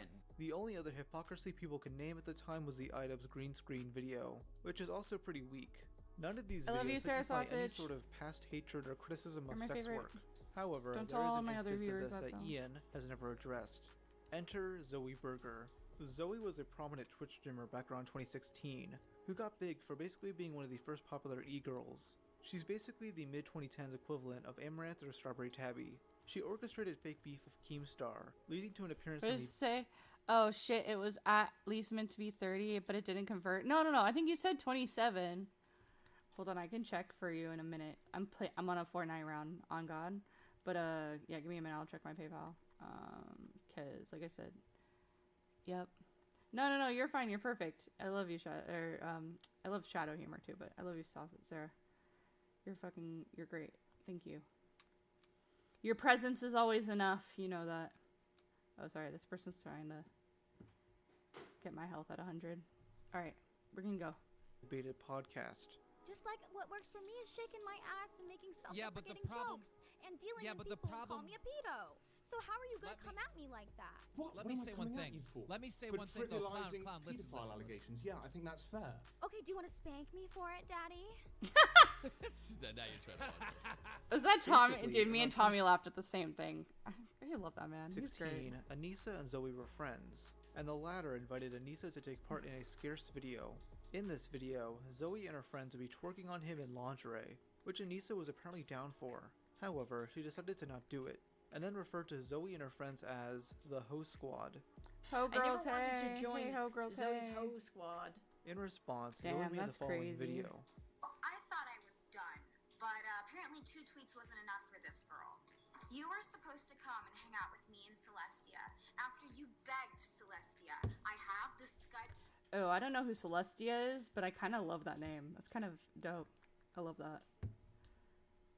screenshots. You begged her to come hang out with me. I didn't know her or you, but she pulled you a favor so that you could come hang out with us. I said yes because why not? The more the merrier. You back out because iDubbbz tells you it's a bad idea to associate with me. Then you proceed to go on for the next couple of weeks and tweet about me every now and then, talking crap. I don't know if you're trying to provoke me or if you just honestly believe all the things you're saying, because if you tried to provoke me, you did it. Congratulations, it worked. I'm fucking making a video Keemstar style at your ass. However, you listened to iDubbbz's advice over the bond of friendship that you had with Celestia and eventually regretted that because just a week later you posted a parody video of the scarce video you were supposed to be in if you had not been a flake. Now, you know, there's no problems there, but then you start coming at me about how I don't change my bras or something, like that's even relevant. Bro, what the fuck? About something that's completely irrelevant to you. Sarah Sausage said, "Love you, no Hoko. No Hoko to you too. No Hoko or Yoko in this household." How about we talk about why your boyfriend won't promote anything about you? Is he trying to keep your ass a secret? Why? Because he's one of the biggest fucking YouTubers and he can't help your ass out? I think you picked the wrong side. You should have come and hung out and facilitated making friends, but instead you decided to be a snake, hop on his fucking dick for more whatever you think perceived celebrity, and failed. These are the Skype messages Zoe was talking about. Damn, bro. And Anisa Real. definitely seemed down for it. Now, I couldn't find the parody video Anisa made, but she did end up releasing a video on her YouTube channel about Zoe. This was released 2 weeks after the drama, where she criticizes her for wanting to create a female esports team. Now, some of the criticism is pretty valid, but she definitely only made this as a fuck you to Zoe. She can say whatever the hell she wants about creating equal opportunity or getting back at the male population for suppressing and oppressing women. That's bullshit and we all know it. The reason why she doesn't want a girl who's 200 pounds on her team is because she wants to market the shit out of these girls. She wants to beat these horses until they're dead. She could care less what the ramifications are in the esports community for women. And that's a problem. We do not want this being the face of esports for women. We don't. It is disgust. It is nasty. You are nasty. This whole thing is nasty. The top comment reads, "The fame that she is creating isn't about girl power or promoting legitimately strong girl gamers. It's about using sexuality to draw attention. In and of itself, that isn't a problem. But when that's the only asset to fame, then it hurts the industry. And it hurts women, who work very hard to compete in a world that already stigmatizes them as boobs of a controller. Soak in that irony, boys. It's palpable tonight." Anisa has always given Zoe loads of shit for showing her body, which is funny because Anisa showed just as much of her body at the time and shows way more of it now. Remember earlier when I said that Anisa was secretly insecure while being a booby streamer? Well, that insecurity has increased tenfold ever since she started her OF, and she's basically transferred some of that to Ian. In that sex workers video, Ian blatantly said that he's fine of people making edgy jokes about him being a simp, and Anisa taking lewd photos. A good amount of people are just doing the reasonable thing and just making jokes and laughing about it. But Ian and Anisa clearly don't think that anymore, as they now see these sorts of jokes as downright misogynistic. In Ian's Froggy Fresh video, he heavily criticized Tyler for making such jokes, where he compares OF girls to being escorts. And he was gonna win. Like, I don't know if they're giving. I think they give away like OnlyFans girls there at these events. I don't know what kind of sponsorships going on. Like, if you win certain fights, I think you get to own some of these girls for some of the nights. Awesome. I don't know how it works, but I think Chris was like he had plans to go beat up a nerd and whatever, however they get to like lease one of these girls, and so like he got there. Well, Ian was probably thinking like, because I think man, I need to just stop all this probably. No, Froggy, keep going. I think you should keep going. I think the women of the world need to hear your opinions on these things. Talk more about how sex workers are property. That's a funny joke. It was super funny the third time that you referred to women as property. That was the funniest one. Because when you said lease, I was like, yeah, I know what a lease is. Even if you didn't do any of the Sam Hyde stuff, why would we want you at our event? Like, if you're just gonna blatantly disrespect sex workers and women and other fighters, saying that they're here to touch e-thoughts, like, it is so disrespectful and shitty. I don't want to share the space with you. I don't want other people to be uncomfortable because you're there. Like, you don't get the vibe, all right? The vibe is sex workers and fighting, I guess. I like how he has to lump sex workers and women in the same sentence to make him appear as some sort of sexist freak, when in reality, he was joking about how many OF creators are at Creator Clash. And Froggy only made this joke after he got kicked, with the joke he made before being kicked being pretty lighthearted. On April 15th, if I don't hurt you beyond what anybody could have imagined, I will be so disappointed in myself that I will subscribe to Anisa's OnlyFans. If you want to criticize Froggy for being unfunny, then do it. But don't label him a misogynist just because you're offended by it. I mean, who in their right mind would think that Froggy, a married guy with kids, hates women? But that's the only insult these e-girls know. To call their opponents incels or whatever. Not realize. Hold on, let me sit down. Oh god, okay. We're here. Okay, and then I gotta get back to... Okay. Let me know if that's too loud. That those are usually their main demographic. No, it should be okay. On our podcast of Casey Tron and turn up a little bit Denims, too if I need Anisa to. began talking about what she thinks is the worst type of audience to have. I think, like, honestly, like, young male audiences are the fucking worst audiences on the planet, by far. And I think that it's an easy way to get a bag really quickly, but I think everybody grows to regret it that, like, specs into that audience. I don't know if she's just purposely being retarded, but she just described her own audience. Young men are the only ones paying $10 a month to look at her holes. I mean, let's be real. The only person outside of that demographic who masturbates to her OF is Denims. Oh, this picture is really good. It is not easy to pull off, like, white hair. And I think she does a really good job. I think she pulls it off really well. Similar to Casey. I will agree. I think her hair looks really good here, but she does not have hair to spare to do this kind of hairstyle. It's gonna be gone for a long, long time. That's why that's probably 100% why she chopped it off. I can guarantee you that's probably absolutely the reason why. Hold on, give me a second. Because I saw it, I was like, damn, that looks good, but at the same time, I was like, oh, that hair is gone. That hair is fried, bro. Now I'm thinking about it, she did cut it all off. Rip hair. Hold on, I gotta get this car. Whoop, okay. And I think she does a really good job. I think she pulls it off really well. Similar to Casey Tron, Anisa also has a habit of blandly referring to her haters as incels, even trying to lure them out. All this does is lures out the guys with actual self-respect, and keeps in the loser simps with infatuations for her. She uses this as a quick and easy way to dismiss her critics, instead of actually engaging with their arguments. You'll rarely ever see her do that, as she sucks at debates worse than Noah Samson. So what does her family think about this? Well, her mother is obviously fine with it, As seen in those tweets I showed earlier, her father, meanwhile, has been dealing with Alzheimer's for the past few years. Yeah, Jordan Peterson went to university with my dad. They're did both he? psychology majors at the U of A at the same time. What does your dad think about him? I mean, I don't know. My dad's got Alzheimer's out the ass, so I could ask him, but he'd probably just... It'd be a funny answer. It'd be a funny answer, probably. Yeah. He's Muslim, and probably wouldn't be too fond of his daughter doing adult content, though that's just speculation.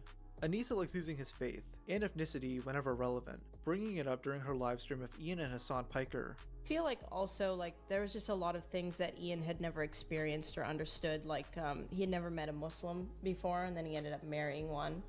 But, like, that was something that really changed. I feel like, alhamdulillah. That's, Bismillah, yeah, mashallah, mashallah. I taught him the Fatiha. But there's a video of him chopping a Quran in half. And when my dad was still mentally sane, I was terrified that he was going to find that video of Ian. He's like, God, I did not know that. Yeah, he chops a Quran in half with a cleaver, and I was like, oh my God, if my dad ever fucking sees that. It was less intentional. It was more just random unboxing, and I'm just, you know. Sorry. Oopsie. That would get you, like, literally. My dad would literally murder you, probably. Yeah, I think I'm right to assume he wouldn't be happy. Anisa only seems to refer to herself as Muslim when it's convenient for her, as she once made a now deleted video called Why I Left Islam. At 16 years old, I sat my dad down and I had a talk with him, basically telling him that I no longer wanted to be a part of Islam. I didn't want to be Muslim anymore, and I just wanted to be agnostic or spiritual. I don't really know what the word is. And he did not take it fantastic. Now, I understand why he wouldn't take it fantastic, because to him, this means that I'm going to hell. This is one of the worst things that could ever happen to him as a parent, and I think in a lot of ways he blamed himself because he married my mother, who was a Catholic, who converted to Islam, and his father always warned him that that would mean that we would come out atheist. My dad didn't believe him, and I guess being faced with the reality of things was really hard on him, and it was a very difficult time for our family. She still refers to herself as Muslim though, which heavily contradicts this. And for those thinking the term Muslim refers to race, not religion, Muslim literally refers to a follower of the religion of Islam. In her own words, Anisa is not that. I mean, she engages in some downright degenerate behavior, even posting nudes on the same day as her wedding. Why the fuck would she even do that? Shit like this is why people refer to Ian as a cuck. What guy would be perfectly fine if his significant other posting that stuff on the same day they're getting married? This happened in June 2021, with a couple having one of those shitty Vegas weddings. Ian would then legally change his last name. What the hell is this? Is that her last name? He's taken her last name. They married in June, with iDubbbz' last name changed from Washburn to Jomha. She's got a face, My brother. The face. Oh man. Man, I want to chat right now. The face and the sounds that come out of her mouth. While many saw the OnlyFans controversy as the beginning of the end for iDubbbz, in reality, it was a Sam Hyde drama. In spring of 2021, Ian filmed a documentary of controversial comedian Sam Hyde, which didn't turn out well for him. In fact, he pretty much had no plans of releasing it, at least until Sam himself put out his own version of the documentary in January 2022. According to him, he released what footage he had to recoup on the $15,000 he spent for it, and to entertain his fans. Now that people knew about it, Ian had no choice but to release his version, which came out a month later. Now I won't go too deep into this drama in this video, so go watch my iDubbbz documentary for that. All you need to know is that Sam knew Ian was trying to make some sort of hit piece, so he decided to troll him a little bit. I like the face, not so much what comes out of it. That's what I'm saying, bro. You put the two together. Look, listen. The face and the mouth, the words that come out of it, like, it makes it ugly. You know what I mean? Like, I can't stand a person that, even if they're attractive, what they say and how they act are ugly. Like, I can't look beyond that. It makes me frustrated. It makes me frustrated because I don't know how to address it without being like a total dickhead. iDubbbz gaslighting document. Flip the breaker and pretend the power is out. Sam insists we keep working and gets really mad. Work on pen and paper. Okay, anything else? Buy fake Beeple NFTs. Jet was in the corner on the Xbox the whole time. Yeah, I know, it's fine. Scroll down, what else we got? I would have done that too. I would have taken that job. It is slowly Xbox revealed all day. Sam is an adult baby and eats applesauce and baby food in private. Pacifier. Sam temper tantrum. I want to say absolutely yes. I feel like Anisa says shit just to say shit. I think she likes the sound of her own voice, and I don't think that she genuinely thinks before she speaks. Do you think Anisa Johnson thinks before she speaks?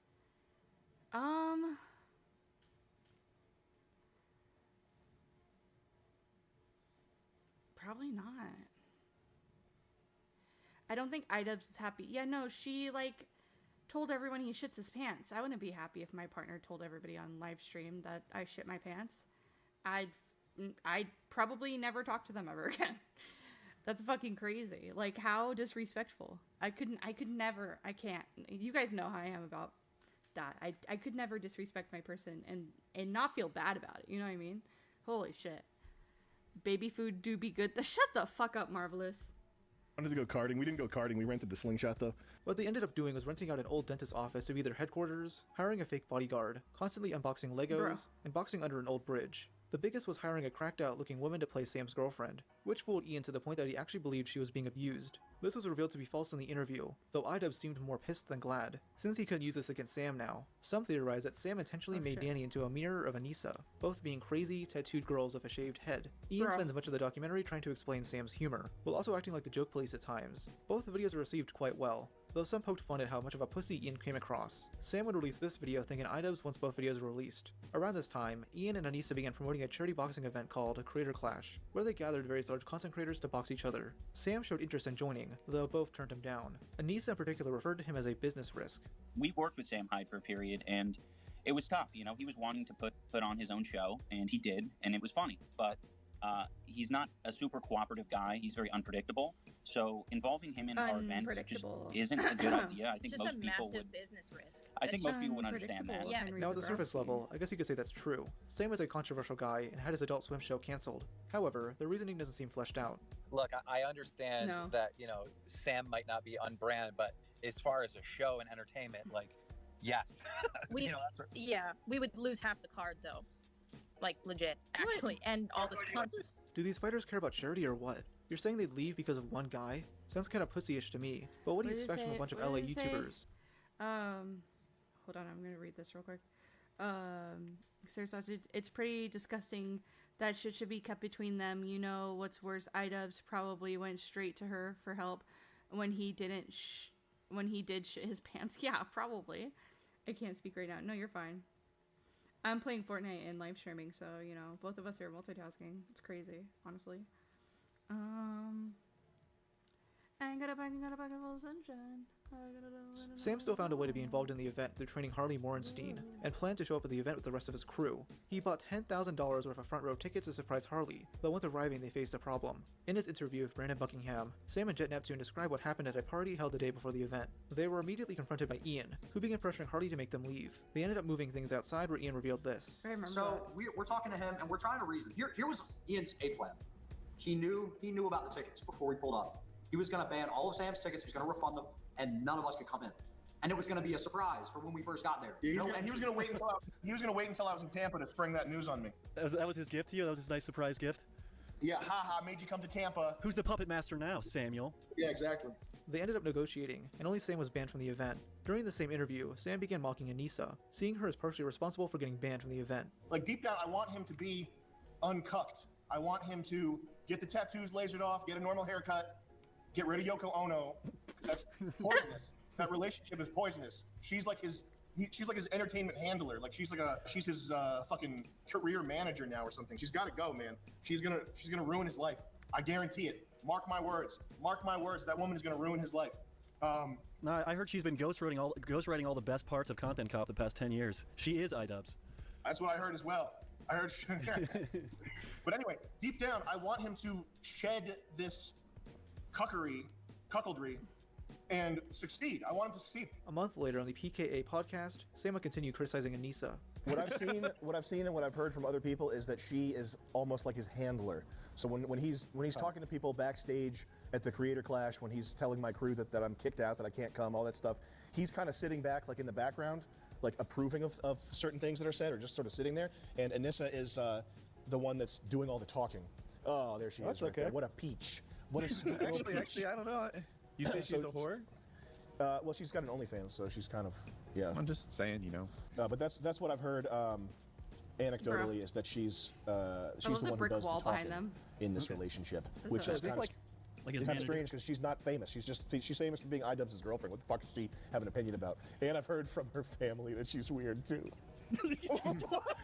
And I'm not going to talk about that because the person that contacted me. is nice, but she's like a freak. just chatting with her family. Yeah. Her family's weird, but I'm not allowed to go any more into that. Yeah, she is weird. Besides Sam prank calling Ian, Sam really went interactive Ian and Anisa for the rest of 2022. On August 27th, he'd fight in KSI's 2 Fights 1 Night event, facing I Am Thompson in the heavyweight division. This event really proved so Ian and epic. Anisa wrong, showing that he wasn't a business risk and greatly enhanced the boxing scene. He played a character known as the Candyman at press conferences, and gave the following speech once beating Thompson. You got anyone you want to call out in the heavyweight division? Oh, you know it, lad. You know that Hassan Piker? I'm coming to kill you! In Los Angeles, at your house! Or in the ring? No, in real life. I'm going to stalk him and become obsessed with him, and wear his makeup, and his dresses, and use his skin as a coat, like the ancient Irish did. Well, that's your winner, Sam! Hey! Bloody. The event ended up selling 20,000 seats and 445,000 pay-per-views, showing that he was indeed not a business risk. In my opinion, Sam is more of an ego risk to Ian and Anisa. During a stream in January 2023, Anisa would bring up the Sam High drama. It's pretty boring, but I'll show you the most important part. Ian, we talked about like the possibility of like maybe one day going back and trying to film like something again, like trying to like maybe now Sam would be more open to it. But to be honest, I have a very strong feeling in my head. It's like my dad always used to talk about the scorpion and the frog. I don't know if you guys Hassan have ran. ever Hassan heard that did run. story, the scorpion and the frog, where the frog, he's like, he knows not to trust the scorpion. Scorpion like wants to kill the frog, wants to kill and eat the frog. But there's one day the scorpion is stranded on an island, and he needs to get off the island because obviously he's fucked, he can't swim. So he asks the frog to help him. And the frog, thinking like, okay, like, you know, you need help. If we get into the water, you know, you sting me, we both die. I can help you. I know that you're not gonna like hurt me on the way back. And the scorpion ends up stinging him, and they both drown. And he's like, why did you do that? And the scorpion's like, I'm a scorpion. It's in my nature. And my dad's always like, see, some people, it's just in their nature to do things like this, and it's just who they are. Anyways, you gotta learn from the scorpion and the frog. So here, she's comparing Sam to the scorpion and Ian to the frog. She's saying that Sam backstabbed Ian in an attempt to help him, which really doesn't make a lot of sense to me, because in reality, Ian backstabbed Sam by blacklisting him from his charity event. Sam would respond back in a stream that same week. Young Rich Stoner with the 15 says, Sam, get Jed a raise for the consistently pleasant streams. Also, in Anisa's own words, Sam, you are a scorpion, and Ian is a fraud. Some kind of Muslim story fable, I don't know. Yeah, I don't think so, man.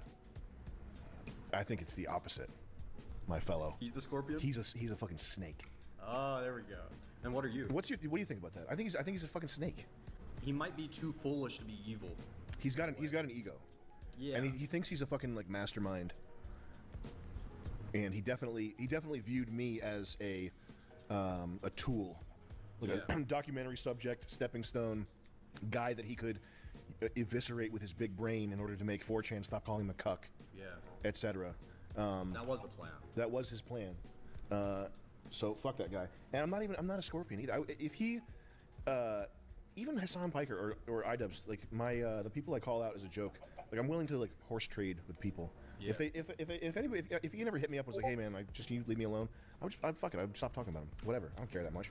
But yeah, scorpion, because I flipped it on him when he came out here to make me look like an ass. I don't think so, Anisa, bitch, ho. Try again, sweetie. Anisa or Anissa? It doesn't matter. Even your own family hates you, bitch. Anissa's family hits me up. Her family, I've been hit up by her family members talking shit about her. Yeah. Yeah. Jesus, man. Even your own family hates you, bitch. What does that say about you and how fucked up you are? They said that you used your Alzheimer's father as a dramatic prop. That's what Creator Clash 1 was for. It was for Alzheimer's or something like that. Yeah. And Anissa was up there like, oh, I'm just so happy we could raise all this money for Alzheimer's. One of your own fucking family members hit me up and said you don't care that much about your father. That your father, you have like a strange relationship or something. And that you don't care about Alzheimer's. So fuck you, bitch, hoe, slut. Now, the part about some of Anisa's family disliking her seems to be true. Beazle linked me to an Instagram account of Anisa's sister, who currently follows Froggy Fresh and used to be followed by Sam. I'm not going to show it for privacy reasons, so you just have to trust me on that one. Though Anisa herself made a tweet in 2016, saying a family member has been involving their father in drama. I think what Sam said about Ian being a snake is true. I don't think he's purposely malicious, but Anisa is. She would be the scorpion in this situation, and she has a history of backstabbing her friends over petty drama. She definitely has some level of influence over Ian. I wouldn't really describe Sam as a frog in this situation though. I think that role perfectly fits the aptly named Froggy Fresh. Froggy was set to fight Anisa's crush, Chris Raygun in Creator Clash 2, but got removed only a few weeks before the event. Anisa and Ian didn't really explain why at the time, instead issuing out a statement that looks like it was written using ChatGPT. There were 3 possible reasons why Tyler was removed. 1. The OnlyFans joke. 2. Anisa's mom causing drama. Using one of her alt accounts, she sent multiple tweets calling him numbnuts and an imp. He fought back, making jabs at Anisa and Ian's relationship. Real. 3. He trained with Sam Hyde. Ian would reveal that this was the reason why he was kicked in his video about the situation, where he showed multiple clips of Sam saying some pretty naughty things. These all came out after Anisa's stream, being compiled into one 40-minute video. Fucking Anisa. What an ugly piece of shit. I'm sending this to Anisa's OnlyFans. It goes directly into charity. Yeah. Thank you, Silent Water. Snap Daddy says, Sam, you should change your name to Ian Washburn so when Idol tries to change it back after the divorce, he'll have to get a number at the end of it. Yeah! Yeah! I love that. Hey, Lucky Dog, man, thank you for the 20. I always thought the lighting was weird in the iDubbbz doc. It was he was very lit and you were under a shadow, almost like he was trying to paint you in a bad light. Puppet Master? Maybe I'm overthinking. Either way, thanks, y'all. He is quite the puppet master. He's really puppet mastered himself into a cuck situation where everybody hates him and his wife's a slut. Damn. Which is exactly what you would do if you were a puppet master. Exactly. You gotta finish my sentence. And that's exactly what you would do if you were a puppet master! What Ian didn't show is a clip where Sam and his crew scroll through Anisa's Fansly account and review her photos. Fansly is an off-brand OnlyFans, by the way. They sponsor a lot of creator events. Is that his hand? I don't think so. What? That's not bad. No, it's not bad at all. It's Come not on, worth man. it, man. It's just not worth it. I mean, I wouldn't pay for that. You gotta have higher standards. I would here, do it. gentlemen. I would do it. What's the most unusual? My standards are fine. The most unusual one is this one. Because whose hand is that? Oh, no. Yeah. No. There's no tattoos on that hand, that's all I'm gonna say. That's Muhammad. Don't explicitly talk about what we're looking at. We're not looking at. We're looking at a website that I stocks created. Whoa. That was scary. God, how humiliating must that be that your greatest enemy can easily look at photos of your wife naked? Ian's more emasculated than Will Smith at this point. Now, something that really irks me the wrong way in this video is that Ian treats Anisa like she's a victim who should be respected. Let me just say, Anisa is just trying to exist. You know, she doesn't want anything to do with the drama. She doesn't want anything to do with this shit. And I have brought a lot of it into her life. And I take responsibility for that. Ian, your wife has been getting shit for almost a decade now. And it's not because of you. She's always been talking shit. The problem is that she can't take the same amount of hate back and handles drama poorly. She tried getting herself involved in the Sam Hyde drama and made things worse. And now they're taking things out on Tyler instead of properly communicating things. They're just acting like crybabies at this point, not even being able to handle Sam Hyde's jokes. This is my request. I would like you to not harass me or my wife or anyone that we're friends with. Also, harassment encompasses all the little loopholes, all right? You can't just then like refer to me as a goblin and be like, I didn't say his name. I wasn't talking about him. I was talking about a goblin. That's not acceptable. To me, Tyler was the one who got backstabbed. His YouTube career had fallen into obscurity and was given an opportunity to fight in a creator event. They sort of relied on each other, but Anisa and Ian in turn backstabbed him over the pettiest shit. Also take note of the fact that Anisa has a scorpion tattoo and a tattoo of a frog being stabbed. Truly poetic. A lot of Anisa's involvement in the creator clash drama was behind the scenes, as she talked to various creators to speak on their behalf and failed to communicate with Tyler. There's also the Chris Raygun angle that I really haven't seen a lot of people talk about. During Keemstar's Twitter space about the situation, Tyler began opening up about his theories regarding Chris. He speculates that Ian made him box Chris knowing Tyler would win and beat him up. He thinks Ian secretly despises Chris, since Anisa still crushes on him. Tyler thinks Anisa didn't want this to happen.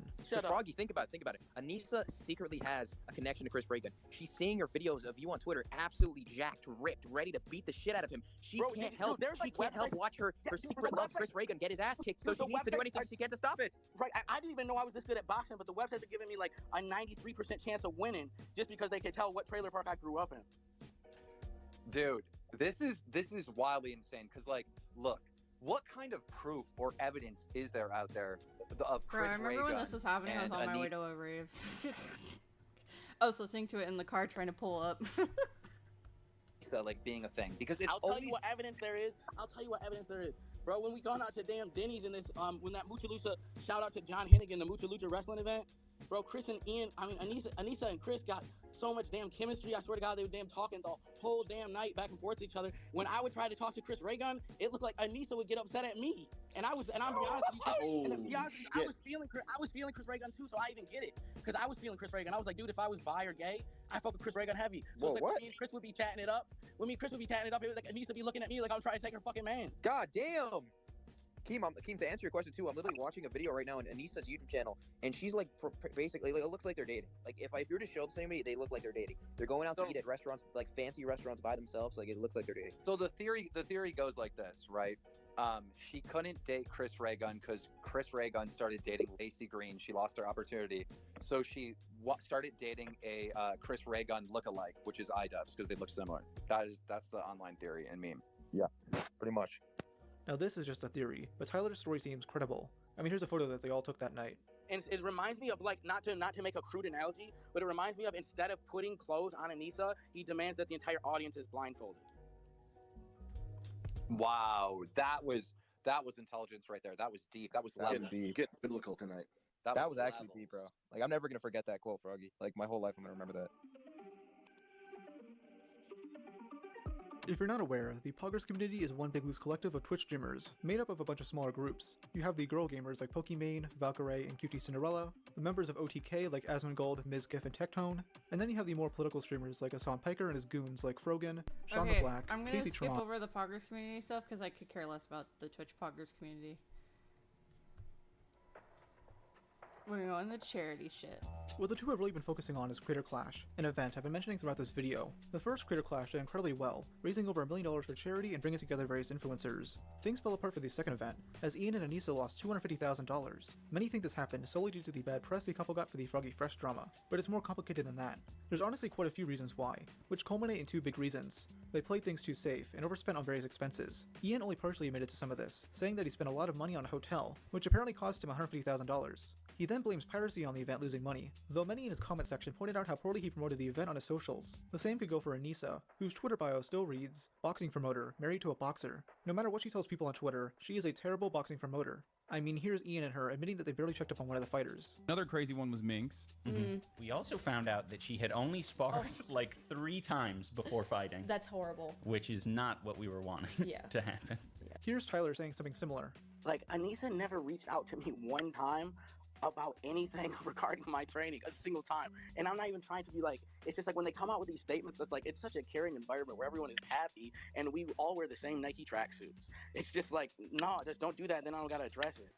Right, Dad kept making those statements that, like, look, Anisa's the one that calls you all the time to check in on you and make sure you're okay. And like, maybe that's true with Dad. Maybe that is his experience. But that's not been Froggy's. Like, Froggy has said from the very beginning, they don't call him. Yet she had the goal to tweet out, "I have direct contact of every coach we work with.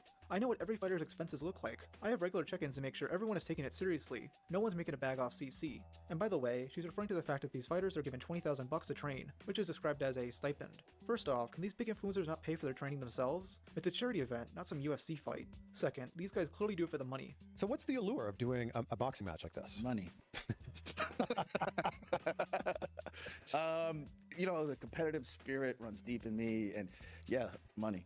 And despite how much credit Anisa is getting from hosting Creator Clash 2, where is she in Ian's apology? In fact, where is she during his other apology, since she loves taking credit for some of the content cops? Well, when asked about this, she says that it wouldn't make any sense, as she's never been in any of Ian's videos. She has been in his videos, they stream together, and now they have a podcast together. She is there, and she is involved. Stop lying.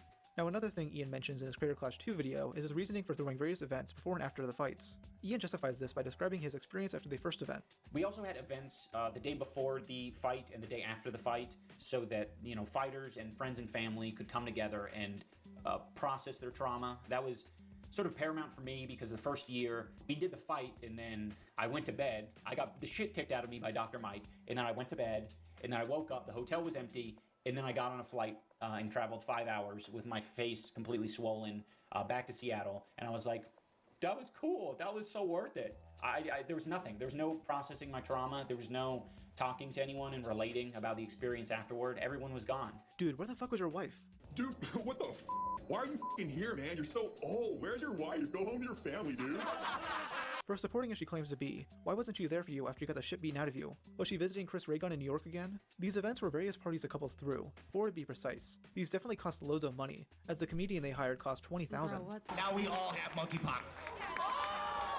Good, get the fuck out of here. Let me earn my $20,000. This is what they wasted charity money on, by the way. A whole new world. I wish this was 2 minutes. What the fuck? With new horizons to pursue. Invited to these events, as well as the Red Carpet Gala, were various streamer friends of Anisa's like Denims, Hassan, Morgpie, Olay, Casey Tron, and Frogan, along with various other creators they knew. Wait, why the fuck did they let Starkiller Stalker in? A few other streamers who associate with the Poggers community worked as hosts, mainly being Ez Fun and Amaranth. God, how many sex workers did you invite, Anisa? And some of these other people are just randos I've never heard of.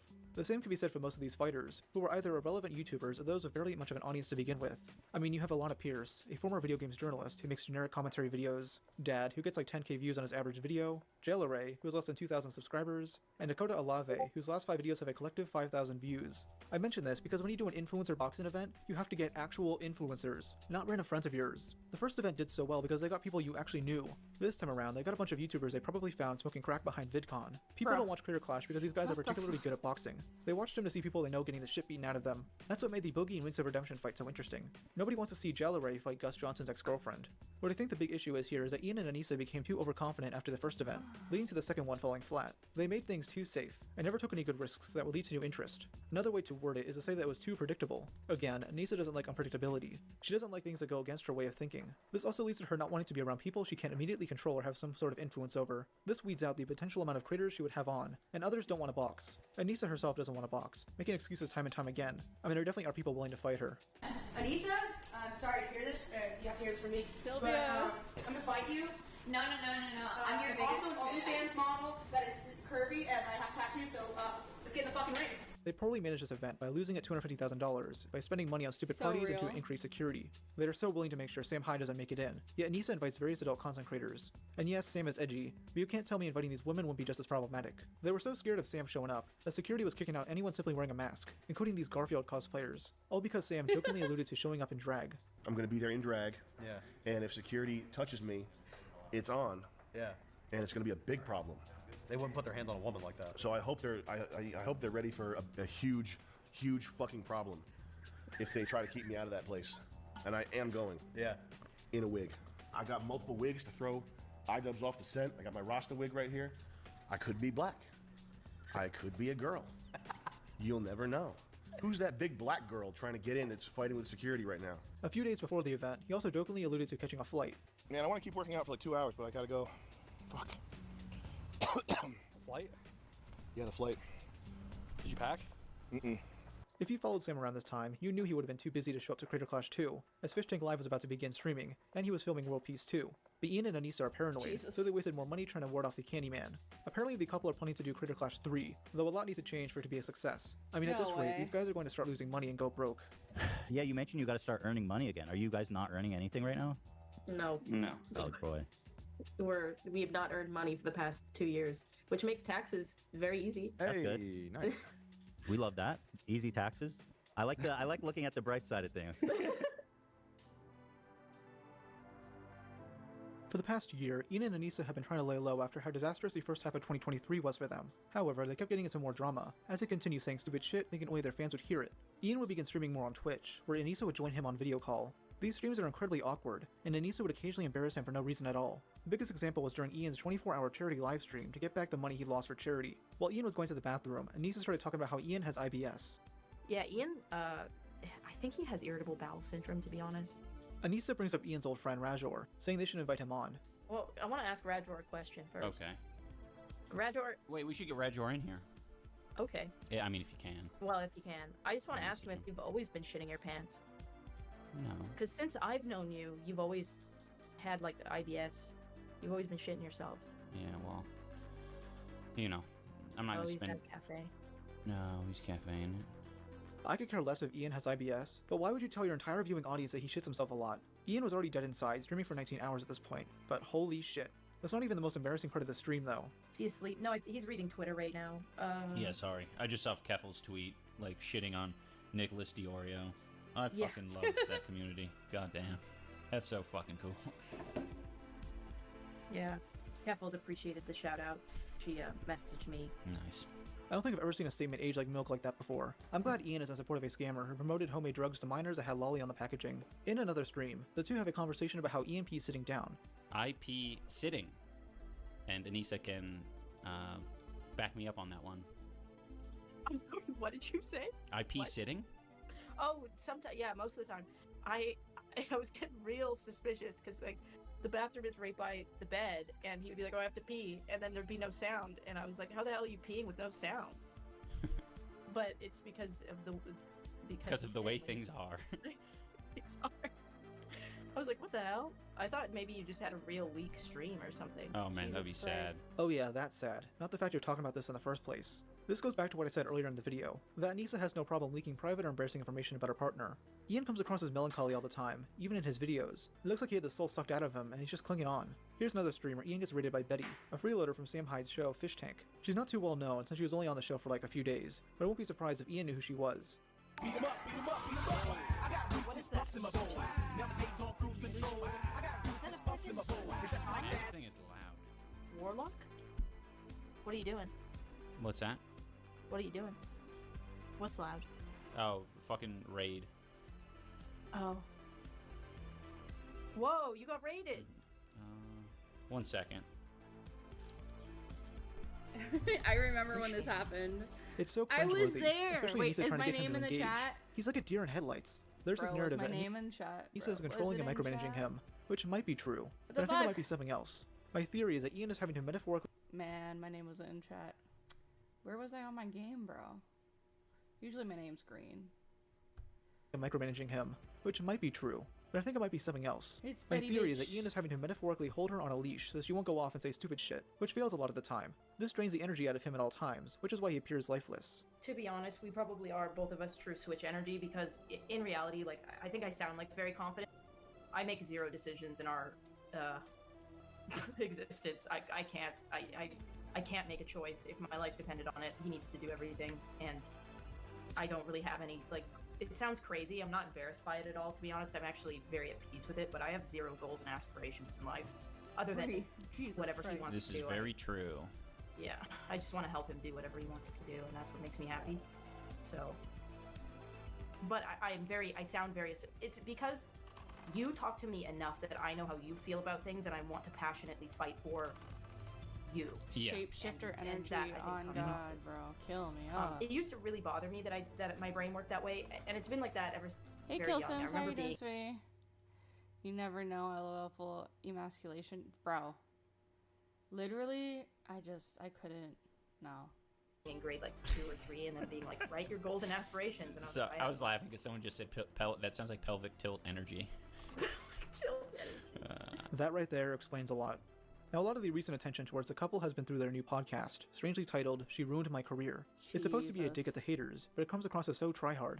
Essentially, the two talk about random shit, while their buddy Uncle Dan just sits in the corner and yes-mans them. It's pretty much just a couples therapy podcast, as they end up talking about personal issues. Most people didn't really care at first, as it's on a secondary channel with only 36,000 subscribers. But then came an episode from February 2024, where they mention this while Ian gives dating advice. I'm realizing that I'm caring less about body hair, like women with like armpit hair or I think that's my fault. arm hair. Like 4 years ago, I just stopped shaving as often, and I think you've just had to get used to it. No, that's not true. Really? Yeah. Yeah. You I shave don't- all the time. No, I only shave when I'm doing OnlyFans. No, I think your perception of like what is shaven and what is not shaven is different. Okay. Because you can get like a little stubble and you're like, oh, I'm Sasquatch or whatever. That's not true. No. To the untrained eye, I'm like, yeah, that's a naked leg. No, I won't shave for like 3 weeks on my armpits sometimes. Sometimes I look down, I'm like, whoa. Yeah, the armpits I don't even fucking care about though. I know. Why does anyone care about that? It's They're just the fucking under your arm. No, I like, know, I Unless agree. someone's like sexually attracted to armpits, I don't get the. Which, by the way, I uploaded a picture of me yesterday where my arm was up, and someone did in the comments say, yes, armpit. I So love that. they do exist. God, that pog face really seals the deal with that clip. Truly thought-provoking stuff. Getting to hear about Anisa shaving habits. After this clip got thrown around on Twitter, the duo responded 2 podcasts later. You sort of offhandedly said like, oh, I only shave for OnlyFans or whatever. Something Yeah, like that. I only shave, that's true. Yeah. Well, you would shave for me though. If I needed you to shave for me, you'd shave for me. If you cared, but the amount of times you've told me not to shave, you're like, I don't give a shit. Why do you care? They seem to think their critics care more about this than they do. Like, no, it's just people making fun of you for admitting this stuff. Only a few weeks later, they bring on a psychologist named Dr. Kirk Honda, with a segment dedicated to talking about the hate they've been getting online. So the thing is, and what makes me kind of sad about all of this is like, I wanted to get him to share more. Like, as our relationship went on, I share a lot. He's wanted me to share less. I've wanted him to share more. We've started to meet in the middle. But as he shared more, he gets punished online for it. Do you read all the comments though? He does, and is fine. I wouldn't Not say fine. fine, but way better than me. Yeah. I'm the problem. I think I would describe it kind of, she's described it a little bit like body dysmorphia, where it's like if you're looking yourself in the mirror for a little too long, you can get a little bit really down on yourself. You know, you read one negative comment, you're like, all right, let's find another one. Yeah. And you keep going. It's weird. It definitely hurts, and I can get caught in that. Bro, just ignore the hate and move on. Also, the hate is pretty warranted in most areas, as you guys have fucked up a charity event and have spent the last year virtue signaling about how much you've changed for the better, while actively getting worse. Think about it, they're at the point where they invited a psychologist onto their public podcast to discuss the mean comments they get from strangers. Truly pathetic. Things got really bad for them in late April, when an episode from their Patreon-exclusive podcast, The Bog, leaked. In it, they bring up the Creator Clash 2 drama again, as they discuss apparent legal issues resulting in the event losing money. When we were being threatened to be sued, they actually said, the lawyer said that they didn't believe us, that we lost money on the second year. Yeah. And they wanted us to, like, show our, like, back end, basically, and show them that we lost money. They, like, said that they used the fucking Boblax video as, like, proof. What? Yeah, which is why, even though if you come out and you make videos where you aren't necessarily alleging things, but everything that you're saying is like an implication, it still fucking has real world consequences, and it's fucking bullshit. Some lawyer's trying to use this as an argument. They're basically trying to push the blame towards their critics again, specifically Boblax, since he theorized how the event lost money. He never implied they stole money, just that they mismanaged it, which is true. Same thing goes with the other commentary channels that covered this. They then whine about how much they sacrificed with the event, blaming it on pirating again before justifying the parties they threw. The second year we decided to do the gala, which everybody complained about, not everybody, but some people were like up their ass about us like doing the gala. We decided to do that this year because the first year everybody got punched in the head, and then the very next day everybody's getting on planes, and we had all these feelings that we hadn't processed. The second year, which by the way, we knew that we had lost money on the event, and we had to go to the gala. Yeah. We had to go there. And everyone, and I really wish I could take everybody that's listening to this and put them in my, like, you know, like SpongeBob had plankton in his, like, head? Like, I wish I could put all the viewers in my fucking head, and so they could see. Hey, how about only throwing one party, and that's it? Don't spend 20k in a comedian, and don't do a lavish gala. And don't invite a bunch of random friends to the event and wine and dine them. They then talk about the real reason Froggy Fresh was kicked from Creator Clash. It's like, I don't want to fucking tweet anything. Yeah. These fuckers are gonna, like, just constantly, like, ream me over this decision that was very fucking justified. Yeah. Which, and it had nothing to do with, like, the OnlyFans comment. Yeah. Which still, like... Oh, yeah, there's loads of, like, things that we can talk about. I feel like, I mean, at this point, it's like we're a year away from it now. Just crazy. Yeah, there's still so much to that whole thing. Yeah. That people don't know. I know. And I'm like, you know, I want to respect, you know, a lot of the people that we talk to, you know, coaches primarily. Yeah. But yeah, there were a lot of very justifiable reasons. Yeah, including, like, not showing up to... Yeah. To training. Training. Yes. Like, there were so many, and I think a lot of people banked on us being fair and not sharing everything. Yeah, and that is exactly what happened. That's exactly what happened. Tyler immediately responded to this, with him saying on Twitter that this was flat out lies. He said that the trainer they hired for him was an alcoholic who didn't find someone for Tyler to spar with. He then thanks the person who actually trained him, and respectfully tells Ian and Anisa to stop talking about him. When Boblax posted the segment, Tyler commented about other negative experiences he had with Creator Clash 2. I was also pissed when I found out I couldn't buy, out of my own pocket, a room for somebody close to me for my walkout because people like Hassan, Denims, Frogan, and all these other people who didn't promote the event had nothing to do with it, and we're just taking up oxygen. We're given rooms at the hotel and we're able to go to everything, but our own family and friends had strict limits. I don't care about going to a party. It just seemed disrespectful that the normal people were denied a room at the inn, so to speak, so Hassan can enjoy the open bar and free catering without having too many gross normies around him. Anisa then talks about how intense security had to be over Sam Hyde showing up. We had to, like, have the FBI involved. The FBI was involved. We had the police, the Tampa Bay police were involved. We had to, like, track flight logs to see who was coming, who was flying in. For many, we had many names on that list. There were, like, 2 bomb threats. We had 2 bomb threats. And because we had the FBI involved and all of this beforehand, we actually did a bunch of bomb sweeps with dogs during, before, after the event. It was insane. Obviously, the bomb threats are unjustified, but having to track flight logs is hilariously ridiculous. Ever since this episode got leaked, I feel like Anisa's mental health has just been spiraling. Beazle has been clipping a lot of these moments for all of us to see, so let's check some out. First is when she tried owning the insult she always gets as a coping mechanism. I like when people call me a succubus unironically because it means that I'm at least in some capacity hot to someone. Right. You're achieving something. I'm hot to someone. Right. Somewhere. Yeah. Because to be a succubus is, I mean... Yeah, like, think they're insulting you. They're like, you fucking succubus, you damn temptress, you siren. And it's I also like being called a witch. Yeah. I'm like half Irish and we're pagan fucking witches. These are all sick things for women to be. Yeah, it's like, cool to be a witch. Yeah, objectively, like, badass. Yeah, succubus, witch, Yoko Ono. Yeah. All really good things. Yeah, they're only bad if you inherently, like, hate women. Yeah, true. Anisa would then expand upon this in a tweet, saying how inspirational Yoko Ono is. She's awful. She's terrible. She can't sing. I love her. Anisa then started solo streaming again, where she talks about Ian's IBS in her very first stream. As soon as gluten enters his system, any gluten, his body thinks that he's like it's a something bad. It attacks it, and so his intestines and stomach get inflamed. I swear, half her problems would be solved if she just shut her damn mouth. On her next stream, she discussed some behind-the-scenes Creator Clash drama. Some guy who had been trying to get involved at the event had a lawyer investigate why it lost money, once again blaming Boblax. The lawyer used the YouTube video to say that this was proof that we were pocketing money.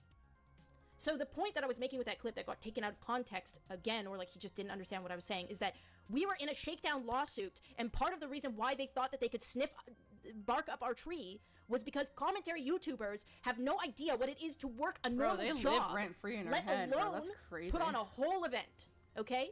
You have no clue.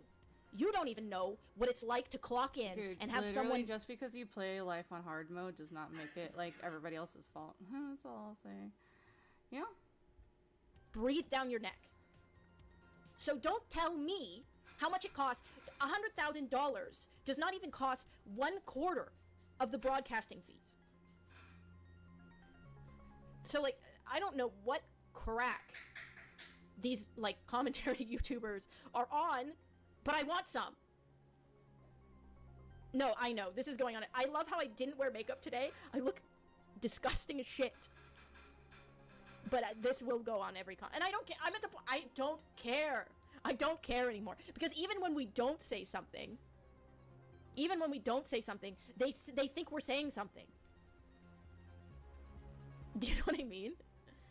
Oh, thanks, guys. Thank you. Yeah, they're gonna assume shit. So I'm so over it. Like, and I'm over them crying. Yoko, they cry no. like they're the victims. Bro, you like That's made so a video funny. like with all these weird out-of-pocket assumptions. Like, just so out of pocket. I don't know. I know a lot of them have never worked a real job. I know that for a fact. And if you have, you worked there for a week and you cried and you quit. She continues going on about how hard she worked in the past, which really doesn't matter. Who cares that you worked at Denny's 15 years ago? Because all she does now is take nudes, record for a shitty podcast, and pretend to manage boxing events, which she doesn't even do right. Are people not allowed to question the real reason you lost $250,000 besides blaming it on pirating? This clip went pretty viral online, with some pretty great memes being made from it. However, there are some other really stupid things she said here. First, she talks about her confronting Rusty Cage at Creator Clash 2 over making a tweet she didn't like. Honey doesn't need crack. You fuckers that are looking at this right now, Maybe I know. she does. Maybe she I get know more that you would interesting. fucking cry if I said something to you in real life. I know you would cry. How do I know? Because I've done it to one of you fuckers in real life, and you have cried. You cried and apologized to me, and you even said that I made you feel like a bitch. And I'm glad that I did, to be honest. More people should do that to you. To me, this sounds like a massive exaggeration. If you're not aware, Rusty Cage isn't even a commentary channel. He makes comedy videos, and occasionally retweets MDE-related stuff. All he posted was a photo of people holding Froggy Fresh signs with the caption, "Oh no." Rusty talked about this in a Brandon Buckingham video. I paid money, I'm on the floor seat, and I see like some shenanigans going down. I take a photo of it. It's just people holding up a sign. It said Froggy did nothing wrong. Like seemingly innocuous. Yeah, right. I go to this like after event, and Anisa comes up to me. She comes up and says, "That tweet was really not cool," and I just apologized. I felt kind of like a bitch. I was like, why the fuck did I apologize? What am I apologizing for? I don't even know this person. That's really not cool. Honestly, Anisa, it was very cool. So Tommy C's response to the clip. Oh god, I have to remember what it was, but it's why I started following Bumfuzzle or whatever. That said Froggy Fresh did nothing wrong. That's kind of an uncool move. That's not cool. But if I'm your friend and I give you a few days notice to go fight a black guy that's way bigger than you, that's actually a cool move. Items would then include the clip of Rusty saying he felt like a bitch with zero context in his Froggy Fresh video, which he responded to later in a podcast he does with Monkey Jones. Here he dives deeper into telling his side of things. The next day, there was a party where all these, fake YouTube celebrities toot their own horns about how cool they are, and they all dress up and whatever, circle jerk. And so I was there. It was a little awkward. I met up with a couple cool people. Dave from Side Night and Happiness, he was there. He was really chill. And then I was going to the bar to get a drink, and Anisa comes up to me, and she's like, "Hey, I just want to let you know that like what you tweeted out was really not cool." Jesus Christ. And I was like, so wait, she's what? joke policing your tweet about calling them the joke police? I really wish that it was the joke police one, because that would have been the lamest shit. So I was like, what tweet are you talking about? Because I had also tweeted something kind of offensive about Abelina Sabrina. Do you know who that is? No. So she was one of the boxers in the event, and she was getting her ass whooped, and I was like, Sabrina hasn't taken this much abuse since she was with Gus. Oh, that's gold. That's why so whenever what's her name? Anisa. Whenever Anisa came up to me and was like, that tweet was not cool, that was the first thing that came to my mind. I was like, yeah, I guess that was a little bit, whatever. That maybe a little bit too far. So I asked, I was like, what tweet? And then she was like, the one that said Froggy Fresh did nothing wrong. I was like, fucking what? Like that. She's more offended by that than by like the domestic abuse tweet. Yeah. And so, in the situation, I was kind of taken off guard. I'm in line. I'm about to order. That's the thing. And then she comes up to me. So I'm like, I'm sorry. Pretty much in that tone, because it wasn't like I'm so sorry. It's just like, I'm sorry. Like I don't really know how to respond. Yeah. Sorry that my lame tweet really fucking offended you. So she's like, I just want to say it's really not cool, and then walked away. I turned to the bartender. She's looking at me, and then we just kind of both shrug, and I continue to get my tequila. Said, is this homeless woman harassing you, sir? And you said, no, I'm all right. She's asking me for heroin. Rusty then talks about his inclusion in the iDubbbz video. So, all right, so I'm trying to remember the whole video, but yeah, it's him shitting on everyone, pretty much saying how everyone's like so viciously attacking him and attacking Anisa, and talking about like, attacking his masculinity and things like that. At the end of the video, it's no commentary. It's just a clip of me and Brandon Buckingham's video where I was recounting that same story about, Anisa coming up to me. And then I apologized, but I was like, I don't know why I apologize. And then it cuts to a clip of Froggy Fresh saying, masculinity totally removed by Anisa. So it was a dig at me. I guess they were saying that I got totally gotten emasculated or whatever by Anisa. That's a stretch and a half. I don't even understand what he thought he was doing there. It seemed like something that she probably forced him to put in, but yeah, I definitely didn't really get I wasn't offended by it, because it was just confusing. It's like, what the fuck was the point of that? Yeah. Why is he he's attacking Rusty Cage out of nowhere when you have nothing to do with any of this? All this is Anisa trying to seem all tough and intimidating, when all she did was approach Rusty out of nowhere and press him over a tweet. What does she expect him to do? Argue during the middle of a party? The guy honestly seems polite, while Anisa comes across as a crazy bitch. This is further proven in this clip. This is the truth, okay? Ian keeps me on a leash, okay? And I'm okay with that, because I need to be on a leash. I need to be on a leash, a tight leash, to be honest, because I am unhinged. I will just say shit. Here's another clip from that stream I thought was hilarious. Would Ian do OnlyFans? We've talked about it before. He kind of has. I don't know how much information I can give, like hand cameos. I don't want to get in trouble. But I don't know, maybe. In a different stream, Anisa said that Ian has been the one motivating her to continue doing OnlyFans. If there's anyone that actually does I've been on a binge watching Buckingham. Yeah, for like Brandon sticking Buckingham to content's amazing, bro. Job, it is Ian actually. Okay, I wanted to quit OF like so early on, and Ian was like, "No, you promised 2 years at least. I'm gonna make you stick to it," and I did, and I still do it. So. Ever since this all occurred, Anisa has been doing damage control in order to fend off the commentary bros. It's interesting because when I did the rant that like got clipped and shared by like a bunch of people, I did that intentionally to be like ranty and interesting and eye-catching, and like I did it with the intention of like getting it shared, and it's interesting how how predictable that is, I guess, and it's cool. It makes you feel like, okay, like this is more predictable than like you would imagine that it is. Let's be real here. She did not intend any of these clips to go viral. This was just her releasing her aggression into her own safe space. She's not some smart big brain troll like Sam Hyde. She's a moron who can't close her mouth unless you suck in someone's cock. This meme from Lyrics pretty much sums it all up. Hey guys, look at how retarded I am. Her. Fuck off, retard. Joke's on them, I was only pretending. Only a few days later, Anisa would talk about this on her podcast with Ian, where they once again try to cope. It's like, I don't know, who are you gonna piss off other than like a bunch of incels, and people who are just already mad at you. I know, yeah, that's kind of, I was like, It's like, whatever. What are there new people lining up? It's like Pokimane waiting in the wings, like watching your stream. All right, better not say anything mean about me. Anyways, more coping would occur in the next episode, after Ian's disastrous appearance on Cold Ones. Basically, Ian filmed a video of his old pals Max Melfo and Anything for Views. It was supposed to be reminiscent of the Cake trilogy, though instead, Ian spent the whole time staring off into the distance and basically adding nothing. The top comment reads, "You guys are lucky he could fit fit you in between his wife's tattoo appointments. This is in reference to the fact that Ian did not show up to Max's wedding, since he had to accompany Anisa to one of her tattoo appointments, as if she doesn't have 50 of those already. In response to these comments, Ian says that this is an experiment he's been doing to tone down his emotions. This to me isn't true, as he's been like this for the past 2 years now. So I was like, I think I'll try out, I'll experiment with me being a little bit more like toned down, how I would be in real life. That video I recorded with Max and Chad, that is much closer to how I behave in real life. That's not a good thing. You used to be confident, iDubbbz. You used to eat cake made out of your own hair and review pickles in the sewer. Now you're ranking playground equipment on a political compass and playing with Thanos fidget toys with no energy at all. The last thing I want to touch on here is Anisa's secret Twitter account, where she seems to shit talk quite a lot. I don't have any actual screenshots of tweets, but the replies tell us everything we ought to know. So for some context of this first one, Beazle posted a stream clip from a while ago where Ian and Anisa give some brain-dead take about there being no sidewalks in Texas. Dojangles, who a lot of you will know as the wife of Mudahar of Some Ordinary Gamers, then quote tweeted this with, "I walked to a lot of places in different parts of Texas. Pseudo-intellectualism strikes again." Anisa apparently saw this tweet and ranted about it, though we're not fully sure. What I am sure of is that a lot of these other posts are just her swinging out about the hate she gets. These people who follow her constantly shower her of love and support as if she's always begging for it. What I don't understand is why she doesn't just do some sort of private Discord server where everyone is vetted.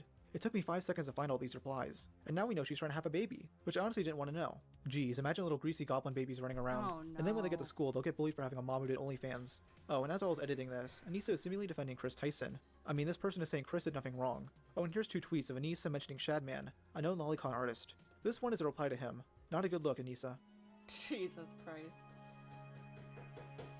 At the core of it all, my main issues with Anisa as a person is her crybaby attitude, relies on those around her to stay relevant, and worst of all, her ability to not just shut the fuck up. Doing that would change a lot of opinions about her. She is her own worst enemy, yet she'll never realize it. In fact, she has a history of blaming others for her own actions, never taking accountability. And isn't that what people claim Ian did last year? She blamed her chatters in her previous university setting on her Holocaust statement, blamed Boblax and other commentary channels for Critter Clash's failure, blames incels for the hate she gets on her OF, and blames loved ones for starting drama. She's never changed, she's always been a hypocrite, and she's always been an unlikable cunt. What makes people dislike her more is how much of a crybaby she can be. She'll spend her time shit-talking others, even those who don't deserve it, and then get surprised when she gets that level of hate back. She'll then use Ian as a shield and fuck off for a while. Recently, she's been trying to embrace the hate, but only keep irrelevant temporarily before the next locale starts drama. The only people supporting her are 2 groups, the male simps and the female simps. The male ones think of her as a walking sex object and subscribe to her OF, while the female ones constantly engage with her on Twitter because they identify with her in some way. They're probably just as mentally deranged. Something that I especially hate is that she tries to engage with these people as privately as possible, still leaving gaps for others to find. If you're going to shit-talk people, do it in public or you're just a pussy. Honestly, I don't know where her future is headed. Her and Ian will probably do another creator clash and have it fail, as they won't take any advice they get. It'll just be 20 no-name YouTubers, someone who was popular 15 years ago, and Ian fighting for an event that loses more money for charity. Anisa will just say she's concussed again and won't fight. Who do I think she should fight? Get her to fight Taylor from Fish Tank. Let that girl give Anisa the old haymaker. Also, Anisa better look out for Frank Hassel. Anyways, I hope you guys enjoyed this massive episode. If there's anyone else you think I should cover next, let me know below. Bye. You can make Anisa and Ian break up for $33. Enter the first names and dates of birth if you have it. Okay. This is about to be them. They're doing breakup spells? If they break up, do you get a relationship with one of the members of the Holy Union? I think initially you can just buy that. Yeah, but she has a separate Etsy page. Yeah, and this has got a separate Etsy page where she sells her pussy. You might find they will break up in the near future. You will feel solid knowing they're unstable. Okay. They become unsteady and you can see it. They radiate. Oh, they already do radiate bad energy. Please don't make them feel sad. Just Anisa. Make her feel really bad.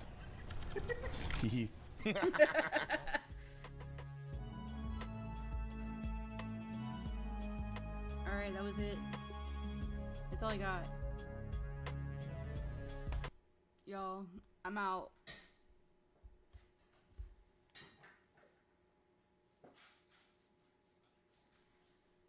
Anyways, I'm done for today, you guys. Love you a long time. Let me play you guys out.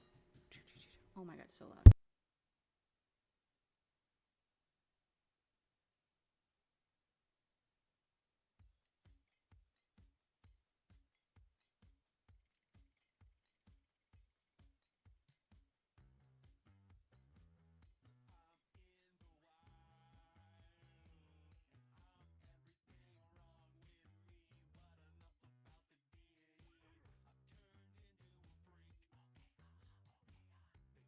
Shackle my legs if I keep swinging.